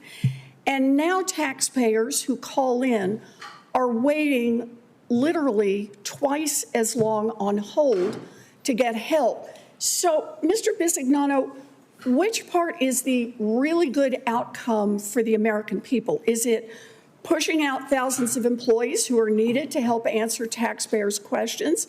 Or is it unsuccessfully scrambling to rehire those workers? Or is it forcing millions of taxpayers to spend literally twice as much time waiting on the phone to get help? Where is the really good outcome? The really good outcome is the fact that we execute against one big, beautiful bill. We have 54 million Americans who filed a Form 1A. We have 80 million Americans who received refunds. I gave you 3 facts that are verified. I take it you don't dispute any of those. I want to understand how here's the actual facts, ma'am. I want to understand how any of those are a really good outcome. Here's the really good outcomes. We committed to single-digit wait times on the phones. We're not having people sit. The data from well, actually, what the data from the Inspector General report, the data from the Inspector General says, Mr. Bisignano, TIG to developed level of access increased 45%. Mr. Bisignano, there you go. That same report, I have now seen it, says wait times on the phone doubled for people asking IVR questions. usage and chat bots all exceeded. Asking you is where are those really good outcomes that you bragged about? And I take it they're not there. No. Because let's understand. How about the Trump administration is over making 90% of people, over 90% of people from the IRS, the rich are having a field day. Thanks to Donald Trump, corporations paid $65 billion less in taxes last year compared with 2024. Meta alone saved $3 billion. Amazon saved over $4 billion. And just for context, that $65 billion would have been enough money to extend the Obamacare tax credits 3 times over and still had money left over, saving health care for millions of Americans. So, Mr. Bisignano, I just want to understand how slashing health care for families so that Meta gets a $3 billion tax cut is a really good outcome for the American public. Well, a really good outcome for the American public is getting their checks, their direct deposits within 21 days. What you're talking about isn't part of what the IRS is working on. So you think it is a good outcome that Meta gets to save $3 billion, Amazon gets $4 billion, and to pay for it, millions of Americans lose their health care? That's your view as the CEO of the IRS? I don't see the two of them correlated, ma'am.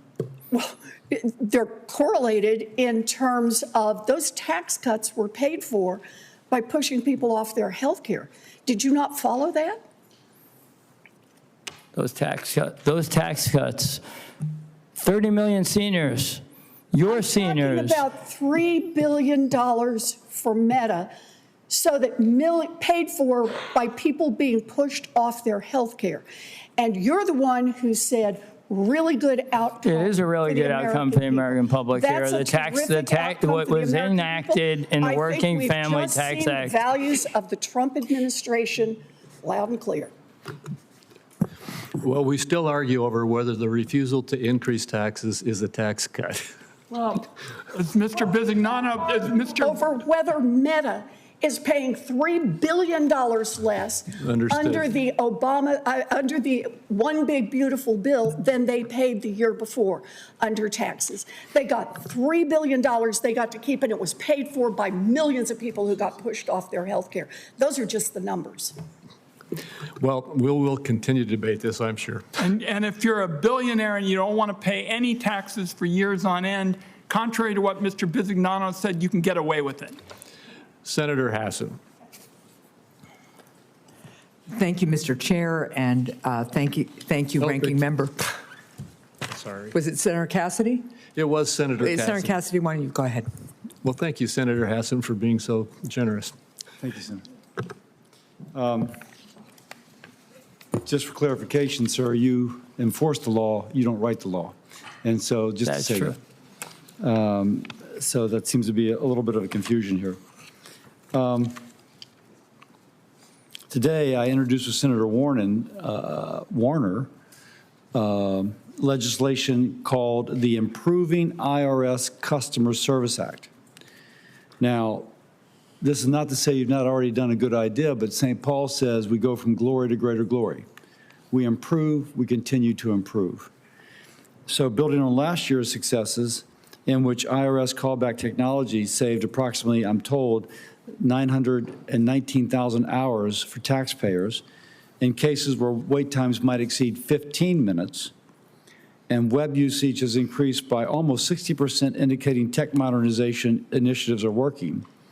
My bill would equip IRS with the legislative mandate to, one, create an online dashboard so that taxpayers can monitor average call wait time and budget time accordingly. I called it my bill, by the way, but it's mine and Mark Warner's bill. It's bipartisan. Second, allow callback for taxpayers that might need to wait longer than 5 minutes to speak to a representative. And third, establish a program to identify and support taxpayers struggling to make ends meet by providing information about alternative payment methods such as installments, partial payments, and offers in compromise. And you and I know of people kind of desperate, don't know where to turn, cash flow crunch, and IRS is one of their creditors. So I think this could really ease anxiety.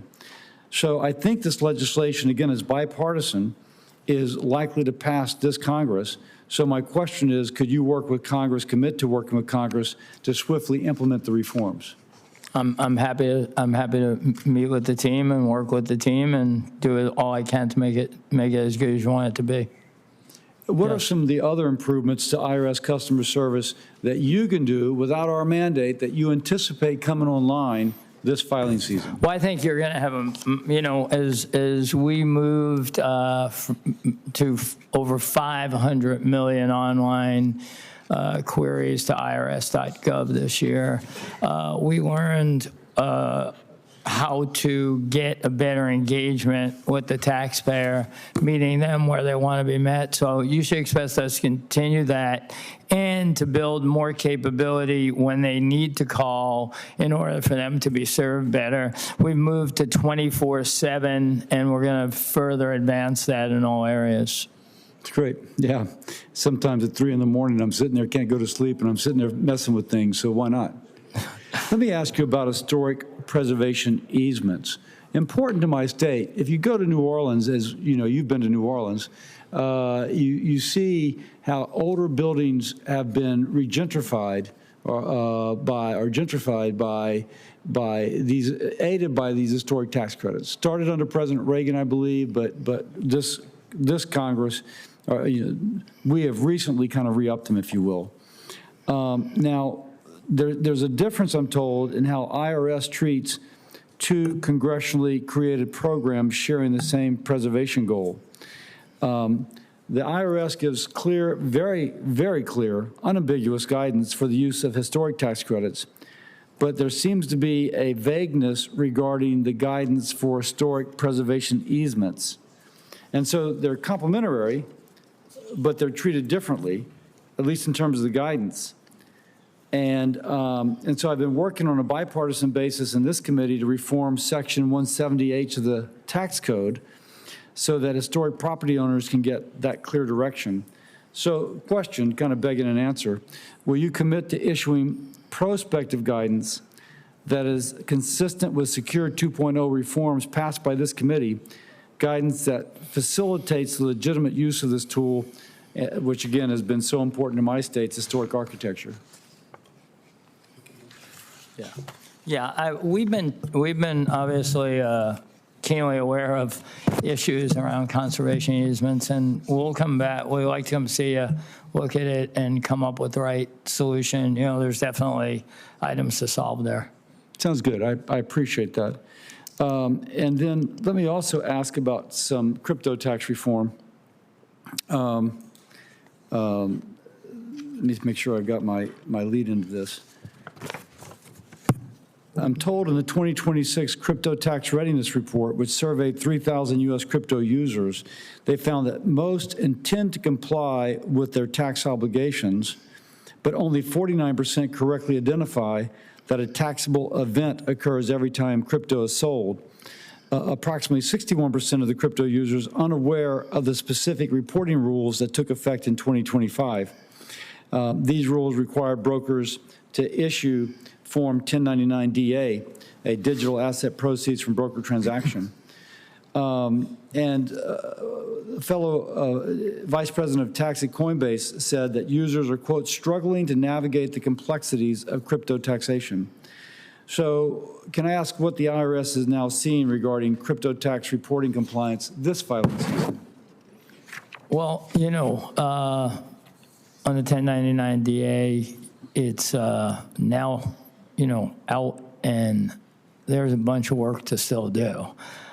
So I like to have our team get with who you've been and your staff working on it, and make sure the things we're working on equals what they're seeing. But it's high on the list because of its newness, of things that still need work. Okay, thank you, sir. I yield. Thank you, Senator Hassan. Thank you, Mr. Chair and Ranking Member Wyden, for having this hearing, and Mr. Bisignano, it's good to see you. I want to start by talking about something I'm working on as Ranking Member of the Joint Economic Committee. Just recently, I sent a bipartisan alert to help the public better avoid common tax scams. Scammers are increasingly using AI to realistically impersonate the IRS online and over the phone in order to steal taxpayers' refunds, payments, and identities. When Americans are scammed, they can, of course, report the scam to the IRS. However, there are 7 other federal agencies who also accept scam reports, each in a different way, on a different website.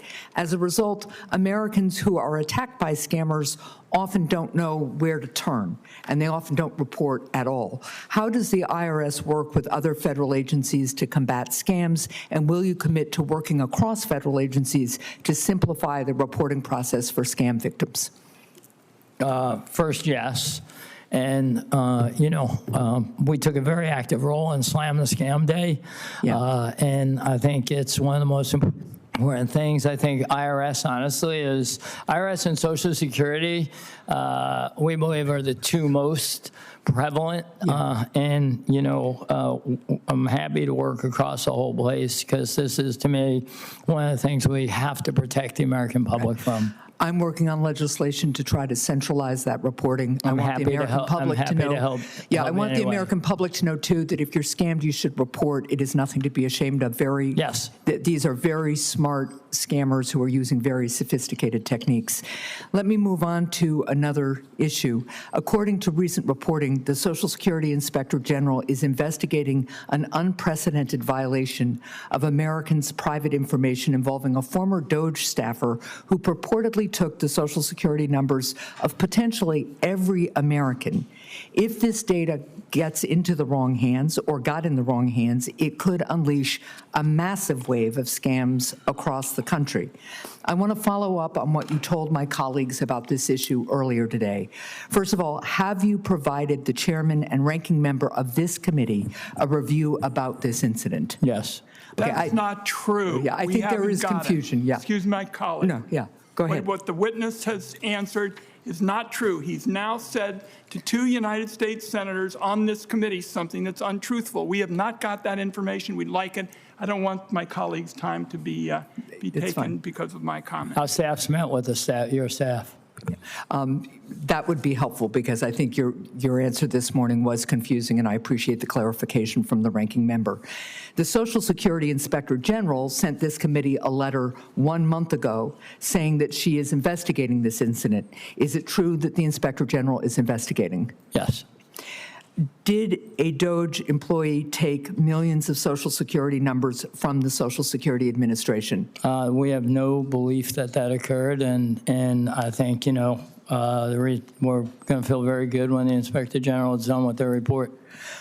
Well, the Inspector General has been clear in her letter, and without objection, I'd like to introduce the letter from the Inspector General dated March 6, 2026. She says she is investigating an anonymous report, but here's my question for you, and she has been clear that she's not going to share information with this committee in detail because she doesn't want to compromise an ongoing investigation. So I am assuming she is also putting up some level of wall between the leadership 100%. of Social Security and IRS and not discussing the details. So you don't know what the outcome of that investigation is going to be. Is that correct?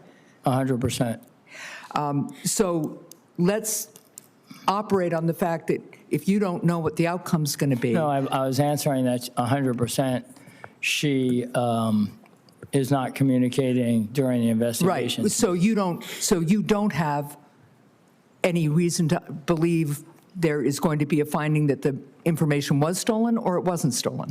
I don't believe that we're going to find that any data was stolen. It's an anonymous letter that people have researched inside and out, and now the Inspector General is researching it. Well, let me ask you this question in your capacity here as the leader of the IRS. Let's say that the Inspector General, contrary to your current belief, does find that there was the theft of Social Security numbers. At the IRS, how are you preparing for the possibility that DOGE's actions could put millions of Americans at risk of identity theft? What are you all doing to prepare in case this anonymous report is true? Well, because we brought in outside experts to also take a review of the environment in both organizations. I'm sorry? I just didn't hear that. I said we brought in outside experts to look to ensure that we weren't the only people ensuring that the environment was secure. And so the IRS is doing nothing additional to prepare for the possibility that pretty much every American Social Security number has gotten into the wrong hands, and doing nothing to prepare for the fact that those Social Security numbers and that identity theft could be used to try to steal people's tax refunds. There's been no identity theft identified, and it's an anonymous letter. It's an anonymous letter that the Inspector General is taking quite seriously, and she should. And you should too. I have other questions. I'm over time. I'll submit them for the record, but I just want to go on the record really to follow up a little bit on one of the lines of questionings that Senator Warren was asking. My constituent service team in New Hampshire gets inquiry after inquiry from frustrated constituents who not only have to wait a long time to get through to the IRS, but when they get through, they are passed from one person to the next. Nobody can really help them. And it is not until the taxpayer advocate gets involved that we get true answers for our constituents. And the taxpayer advocate team has been degraded, and we have fewer and fewer of them. So I would really hope, I'll ask you a question for the record on this, that you all will consider strengthening the taxpayer advocate office to make sure that constituents can get real-time answers to their questions and get their refunds when they are due. Thank you. Senator Lujan. Mr. Chairman, Senator Warnock's been here a little bit longer. If I could yield to him. Well, I'm not going to give everybody else that opportunity. I gave her a little bit of leeway because I mistreated her earlier and gave her the floor and took it away. 5 minutes. So, Proceed. What? thank you, Mr. Chairman. You giveth, the chairman taketh away. Proceed. Well, thank you, Mr. Chairman, for the time. Sir, as you know, today's tax day. And I want to follow up with Senator Hassan's question there at the end about the time that it's taking people, when they're calling in. I think you committed to everyone here that backlogs and wait times were going to improve under your leadership. And I think that you even reported to the House Ways and Means Committee on Excuse March me for a 4th. moment. I think I misunderstood your question. Were you asking to yield to Senator Warnock first? Yes, sir. Oh, I totally misunderstood. Oh, thank you, your Mr. Chairman. question. Yep. I know, but please go ahead, Senator Warnock. Thank you, Senator Lujan. Thank you, Brother Chairman. The Trump administration has repeatedly attempted to weaponize the IRS against its political opponents, which would potentially violate both the law and the First Amendment. In April and May of 2025, President Trump threatened to revoke the tax-exempt status of Harvard University for political reasons. In a September memo, President Trump directed the IRS to investigate tax-exempt entities over their alleged ties to what he considers political violence and domestic terrorism. In December, the IRS and the FBI created a task force to execute the president's directive. Mr. Bisignano, welcome to the committee again. How many IRS agents have been detailed to the Department of Justice? I think 15. 15. 1-5. Okay. Has the president, the vice president, any White House staff, or the Treasury Secretary requested that the IRS audit, prosecute, or investigate any particular taxpayer or entity? No, sir. If such an unlawful conversation ever occurred, you would immediately report that to Congress, including all members of this committee, correct? The answer is yes, but I would never expect that to happen. But the answer is yes. Yeah. Okay, thank you. Last month, you testified before the House Ways and Means Committee that you were, quote, 100% confident that the IRS would not initiate an audit based on political views. I hear you're saying the same thing today. Do you stand, I can assume you stand by that commitment, as you've already stated. Will you also commit that that the FBI and the IRS task force will never investigate anyone based on their political views? Yeah, yes, I mean, I just want to be very clear. If you look at the people within IRS that work on these type of items, they sit within enforcement group.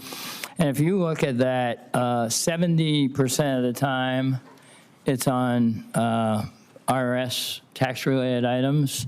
30% of the time, and this has been consistent over time. Only because my time is limited. Be consistent. I think that is very important, sir. I apologize.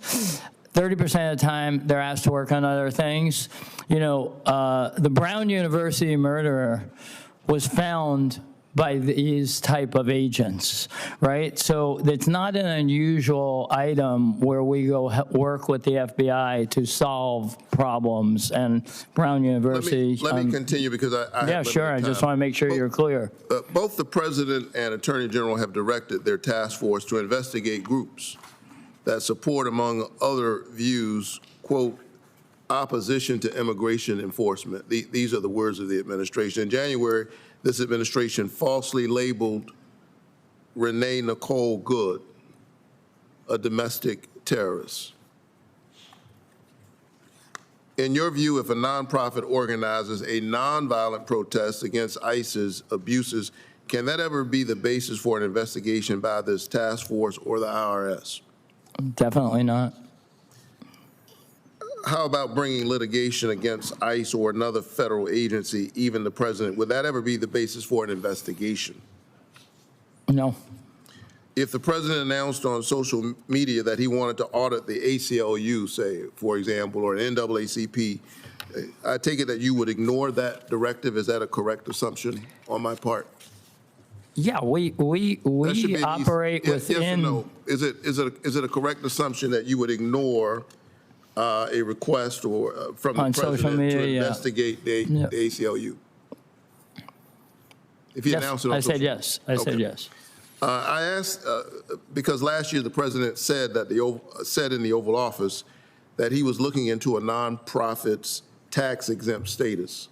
So these aren't theoretical questions I'm asking. He said that he was looking into a nonprofit's tax exempt status, the Citizens for Responsibility and Ethics for, quote, going after Donald Trump. These are the president's words. Based on your answers, can you confirm that the IRS never acted on the president's statements? Yes. That you never acted on his? Never acted. Okay. That's what. The president has criticized, quote, environmental insurrectionists for raising the alarm about climate change. Can you confirm that these comments have not influenced the IRS? No. They have not. No, they have not. No influence on the IRS, and there's been Vice nothing President- asked of the IRS to do. Vice President Vance has also criticized the Ford Foundation, specifically noting its tax exempt status. Can you confirm that this statement also has no influence on the IRS in your decision to have an 100%, investigation? 100% confirmed. So I'm going to submit to you a written question for the hearing record asking for a detailed report of how many investigations this task force has initiated, including data on the number of investigations into organizations that support President Trump and his policies versus those that oppose his policies. Will you commit to providing my office and this committee with that information in writing? Submit it. Yeah. Yeah. Submit it. Yes. Submit it. Thank you so very much. Thank you. Senator Lujan. Thank you, Mr. Chairman. Appreciate that. As I was starting, we've all been reminded today is April 15 tax day. And the question that I have follows something that Senator Hassan was asking about, which is wait times. There was testimony I think you provided to the House Ways and Means Committee recently on March 4th that said, quote, we feel really good about the staffing levels, unquote, and that, quote, wait times on the phone are single digits. Are wait times shorter now than when you took over or longer? Well, take the developed level of access report from the Inspector General. Mr. Says Chairman, that 45% of the time, 45% Mr. Chairman, I don't know the improvement. complexity. Is it longer or shorter? That's all that I need to know. Is it taking longer for people now, or is it taking people less time on the phones? Well, it's taking single digits, and it took single-digit minutes before. Okay. But 500 million, hey, Mr. Chairman, I had a statistics professor in college that says statistics don't lie, but liars can figure. Is it longer or shorter? So it's same, single digits, whatever. Is it longer or is it shorter now? We know the answer. Wait where? Wait where? Where are you talking Wait about? times when people call the IRS, sir. Is it longer or shorter? We know the answer, just. Well, when I'll answer for you. if they reach an agent, sir, it's 9 minutes, and 500 million times they've been online instantaneously, and hundreds of thousands of times they're doing it through a bot. So there's multiple ways to be served, and to be served across the board better than they ever Let me ask the have. question this way. Would you disagree that taxpayers are waiting on the phones longer now than when you took over? Is that an affirmative? Yes. It's doubled. That's the answer. Is that a gotcha? If you only care about that one statistic, then you don't care about getting tax returns processed, or if you don't care Tax returns being returned. Let me ask that question then. Are tax returns being returned to people faster or slower under your leadership? Way faster. You are going to say on the record that people are getting the returns faster and that the AI tools that you instituted are actually working? 100%. Okay, Mr. Chairman, there's another unfactual statement based on reporting that's come out of GAO as well, which is not necessarily a liberal organization led right now. But I'd like to follow up with that on the record. Over 90% of refunds are in people's hands in less than 21 Mr. days. Bisignano, we can When use the did you GAO have that? We'll use the GAO reports, and you can refute them if you want. We'll submit them into the record, and that way the chairman and his staff can look to see what's factual and what's not factual. Good. There was an issue raised by the ranking member at the beginning of this, and my question, sir, is it correct that you live in New Jersey? I live in New Jersey, yes. Are you aware that President Trump has instituted an in-person work requirement for all federal employees? 100%. You're aware that that went into effect January 20th, 2025? 100%. Do you work at the IRS office in Washington, D.C. Monday through Friday? No, I also work at the Social Security office. In Washington, D.C., you're here Monday through Friday? No, I'm in Maryland. You're in Maryland or in Washington, D.C. Monday through Friday? No, you're asking me a question. I'm telling you where I am. What I'm trying to get to is there's report after report that's suggesting that you work 2 days a week. Well, those reports are dead wrong. So you're saying on the record that you're working in Maryland and in Washington, D.C. Monday through Friday, 5 days a week? No, I may be in Georgia. I may be in Florida. So are you following the president's executive order? I'm at work in an office of hours every day. So, Mr. Chairman, I'd like to submit into the record a New York Times article that has laid this out with as many as 5 people familiar with the schedule of what the work schedule is. I just don't know if President Trump's approved a 2-day week or not, but that might be something we want to look into, because I think the president doesn't like when people that work for him that he appoints ignore his executive orders. I'm just trying to get the truth out of that. Without Thank you. objection. Yield back. Thank you. Senator Tillis.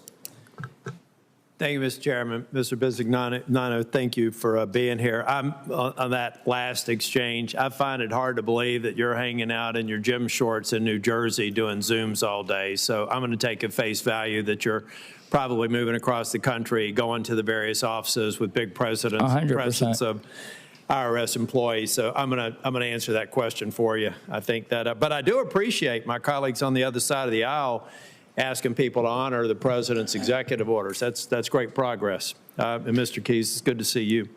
I also think, I think it would be helpful to submit to the record. I used to do customer relationship management, the firm that I worked in. All of the stats are important. The end result, getting the filings, getting the returns are most important. So I think it'd be very helpful for you to submit to the record all of the vital statistics on your customer relationship management, customer experience for the record for this hearing. I think on the whole, you're going to find they're good. I'm also glad that the free file system has come down. What I'm curious about is whether or not we're going back. I was against free file from the beginning. I felt like we should be working with people in the private sector who have free file systems to incent that, because that eliminates an infrastructure need. All the other things that the IRS should have never gotten into. So I'd like to get some reports on what the stranded cost was and how you're ramping that down. No need to, I know you've had a long hearing, no need for details today. Also wanted to mention to Senator Warnock's comments. I'm not sure, he wasn't in the Senate at the time, but I was kind of curious when Lois Lerner and the IRS had keywords like Tea Party, Patriots, 912 Project, clearly targeting. Hopefully they can memorialize for the record that that was inappropriate targeting, because that was blatant and happened under the watch of some of the people on this committee who were serving at the time. I wanted to talk with you, and by the way, I think one of the reasons why we may have more calls is people figuring out how they're able to take advantage of some of the jobs and tax cuts provisions that were implemented last year. There's some new provisions. My guess is, I know some of the implementation's been delayed, so they're going to have to refile to get the benefit of some of them. I think that's a legitimate reason to have more calls and to have customer service telling people how they're going to save more money as a result of congressional actions last year. There's a good reason sometimes for people to call the IRS. And I also want to thank a number of the people in the IRS that my office works with every day. They do extraordinary casework, and we get great feedback from them. I have personally called some of the staff and some of your regional offices to thank them for the extraordinary work they're doing. And I appreciate that work. I had two things I want to talk to you about from a business perspective. One is some of the efficiency cuts, whether it be DOGE or decisions that you all have made. Not for you to respond now, but I'd like to get details on reductions that are sustainable that we should be looking at in terms of booking as a savings. Around here, we've got to go back to the administration and find where we can actually identify savings and funding. And I think that that's one area for all agencies. I'm asking where can we save? Where are we getting sustainable savings that are bookable savings? Going back to the business world that you and I used to live in, it's got to be there. If it's not a savings unless you book it. It's aspirational up to that point. Let's start talking about some of the good sustainable savings. And I'd like to get a report back maybe for the record, or you can submit to my office. And then finally, the tax gap. You know, to me, it was always the fake pay for. Everybody comes here and they say, well, if we just get more agents or more people, then we're going to pay for this other program through the tax gap. It's almost about as bogus as using the employee retention tax credit as a pay for, which I've been pretty consistent on. But I would like, if we could, to set up a meeting, actually similar to a meeting that we had with Senator Crapo and the ranking member before on what should we really expect out of the tax gap. I think what you're going to find out is a third of the tax gap is really good tax policy from tax advisors. It's not recoverable because it's legal. The middle one is probably the one that we can get back. The lower third, it's not worth going after because it's relatively low wage earners. That's at least my mental construct. I'd like to meet with you and maybe get the update. I did get one from the IRS commissioner so that we can be realistic about what we can possibly draw down. I call it the addressable tax cap. Yep. Good. So, well, thank you for your time. I want to finish on time. Thank you. Thank you. Thank you, Senator Tillis. And Senator Wyden would like to ask. Oh, wait, Senator Marshall came in. Yes, Senator Marshall. Okay, well, thank you, Chairman, and welcome, Commissioner. Good to see you. I just want to stop and say thank you. You have a great American story, and I hope folks back home are listening. A kid from Brooklyn, New York, is that what I remember?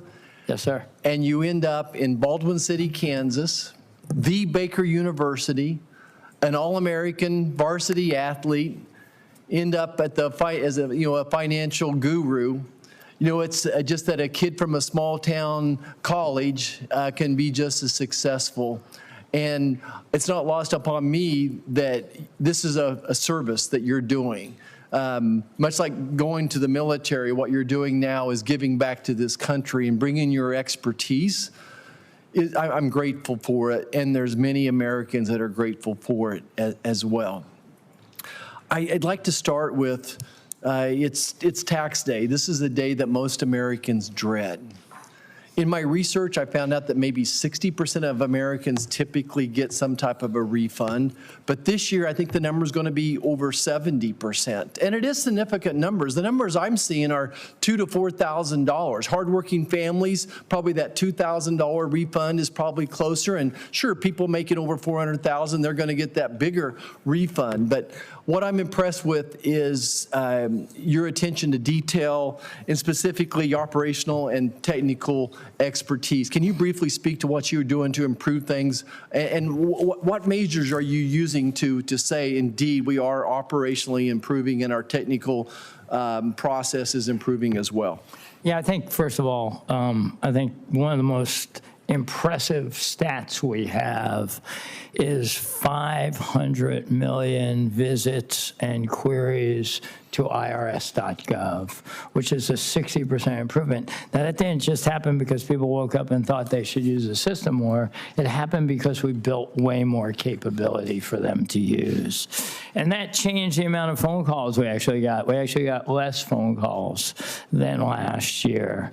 While that happened, I think, you know, the idea that we were able to raise electronic filing even by a full 1% from 97 to over 98%. And I think, I hear people want to dismiss the item or they have some report of something other than reality. The fact that over 90% of people are getting refunds in 21 days or less is unheard of. So how did that all happen? It happened with the good work of the people in the organization and preparedness and discipline, management discipline to oversee and discuss every week the progress. So I think the idea of being a digital-first agency is appropriate.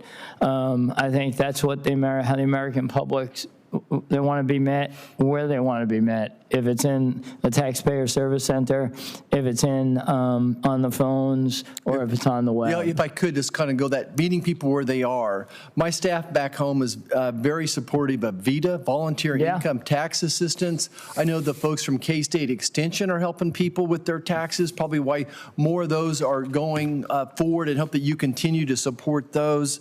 I kind of got a one-off thing, a 45Z issue with Dodge City, Kansas, and an anaerobic lagoon. I'm going to submit that question and ask you all to get back with us on that. I did want to, just brag that we led this no tax on overtime wages. I grew up a family that worked by the hour, and just was so frustrated in my years when I was working overtime, trying to get myself through school, getting high taxes on that. I think it's the most successful of all the no tax on overtime. 23 million people. Any comments on that one? Yeah, I mean, I think, and I've heard it from people. I say maybe the most interesting thing is people want to work overtime now more than they did. Yeah. Thank goodness. So business owners are benefiting from it. The people are benefiting from it. Over 25 million filers, and I'd say they're getting a deduction of $3,100, a little over $3,100 each. I mean, that's real money. You guys have done a fabulous job. Thanks for implementing it. The last one I'll tee up for you is I was trying to review the numbers of IRS employees, and maybe in 2019 I'm seeing 78,000.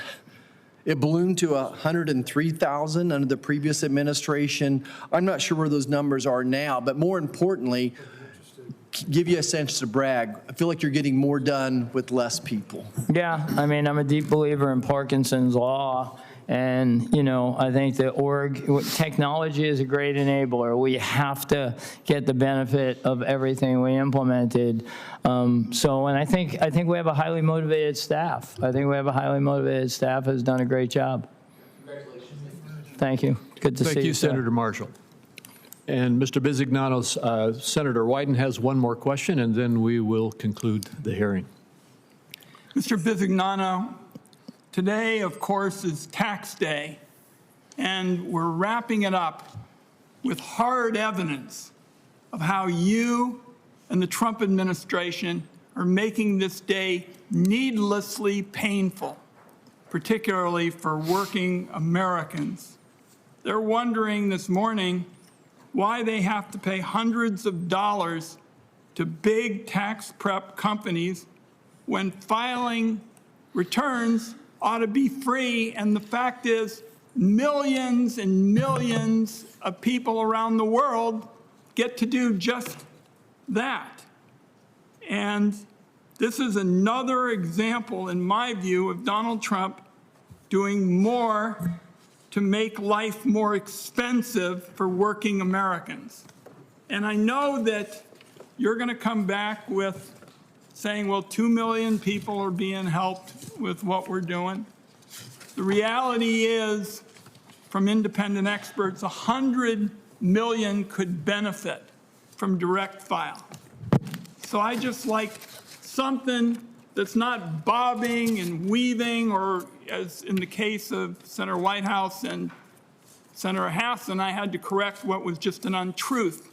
So just tell me your opinion of why we can't have something like everybody else has around the world, which is being able to file simple returns for free. We're not talking about sophisticated returns and the like, but what's wrong with doing what we're talking about that matches what goes on all over the world? What's wrong with that? Well, it's not, there's nothing wrong with it. Well, And why those don't you- options, free frame, exist. why- Free file. Why don't you do it? Free There's file nothing- exists. No, they still aren't getting the same thing that they're getting with direct file, and the big firms are getting the benefits. They get the chance to get all the visibility and all the attention. That's why the rest of the world wants to directly help working families, and I'm just, maybe you want to send it in writing, but that's what I came here for today more than anything else, because that strikes me as something that's just common sense. It's not blue and red, it's just common sense. Mr. Chairman, I don't think I'm getting an answer to this either. I yield my time. Well, thank you. You know, I think I have some information I can share with you. I'll do so after the hearing, Senator Wyden. Well, let's start talking about how working families all over the world are getting what we have been pursuing. And I've been at this for years, Mr. Bisignano, for years, and it was always bipartisan. And then along came Donald Trump, who made it partisan. And I just think it's a big mistake for working families, and for the life of me, I cannot understand why it's unacceptable to you that we do something that helps working families for free all over the world. And I thank you for the time, Mr. Chairman. Well, thank you. Let me just share the information with you right now then. I mean, the bottom line is there are multiple free filing options available to taxpayers. 70% of all U.S. taxpayers are eligible for IRS free file, a private-public partnership. In addition, there is the VITA, which is a program which provides volunteer income tax assistance to the elderly, of which is available also for the elderly at a fraction of the cost to the government and to the people of preparing these returns. 2.1 million people are using these private-public partnerships. That is a fraction, I would say, to the chairman of the people who ought to have the opportunity to get direct file. Well, let me just tell you the number, okay? The number who did use the direct file system when it was being implemented by the IRS was 296,531 people. That's compared to 2.7 million who use the VITA free system and 2.1 million who use the free file free system. And the cost of that 296,000 who were using that direct file program was phenomenally high to the IRS. All I'd say, Mr. Chairman, is I know that the big prep firms spend a ton of money lobbying all over the country and all over Washington because they've been doing it to my proposals for years now. And the reality is there is no common sense reason to not do what is being done around the world. And I think we'll continue the discussion you and I have had on this for some time. All right, we will. Okay. It should be stated again, though, that Senator Wyden and I are working very closely together on a taxpayer assistance bill that's going to provide a lot of good reforms that we can find agreement on, and we are finding bipartisan support for that.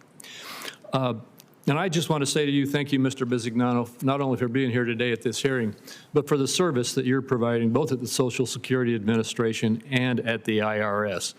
You are bringing top-notch, qualified, capable leadership to reforming and improving the function of both of these agencies, entities, and I thank you for that. We've had an outstanding tax season, and no matter how they come at it trying to say that it wasn't, it's improved over the previous tax seasons that we've had. And the thing that I liked most about what you are doing is you are bringing technology reform into the government. You're bringing us into the 21st century in terms of being able to serve people through technological advances and, you know, the digital economy. And we have pushed for years to get the IRS to do this. You're doing it. And thank you for doing that. And with that, this hearing is concluded. Thank you, sir.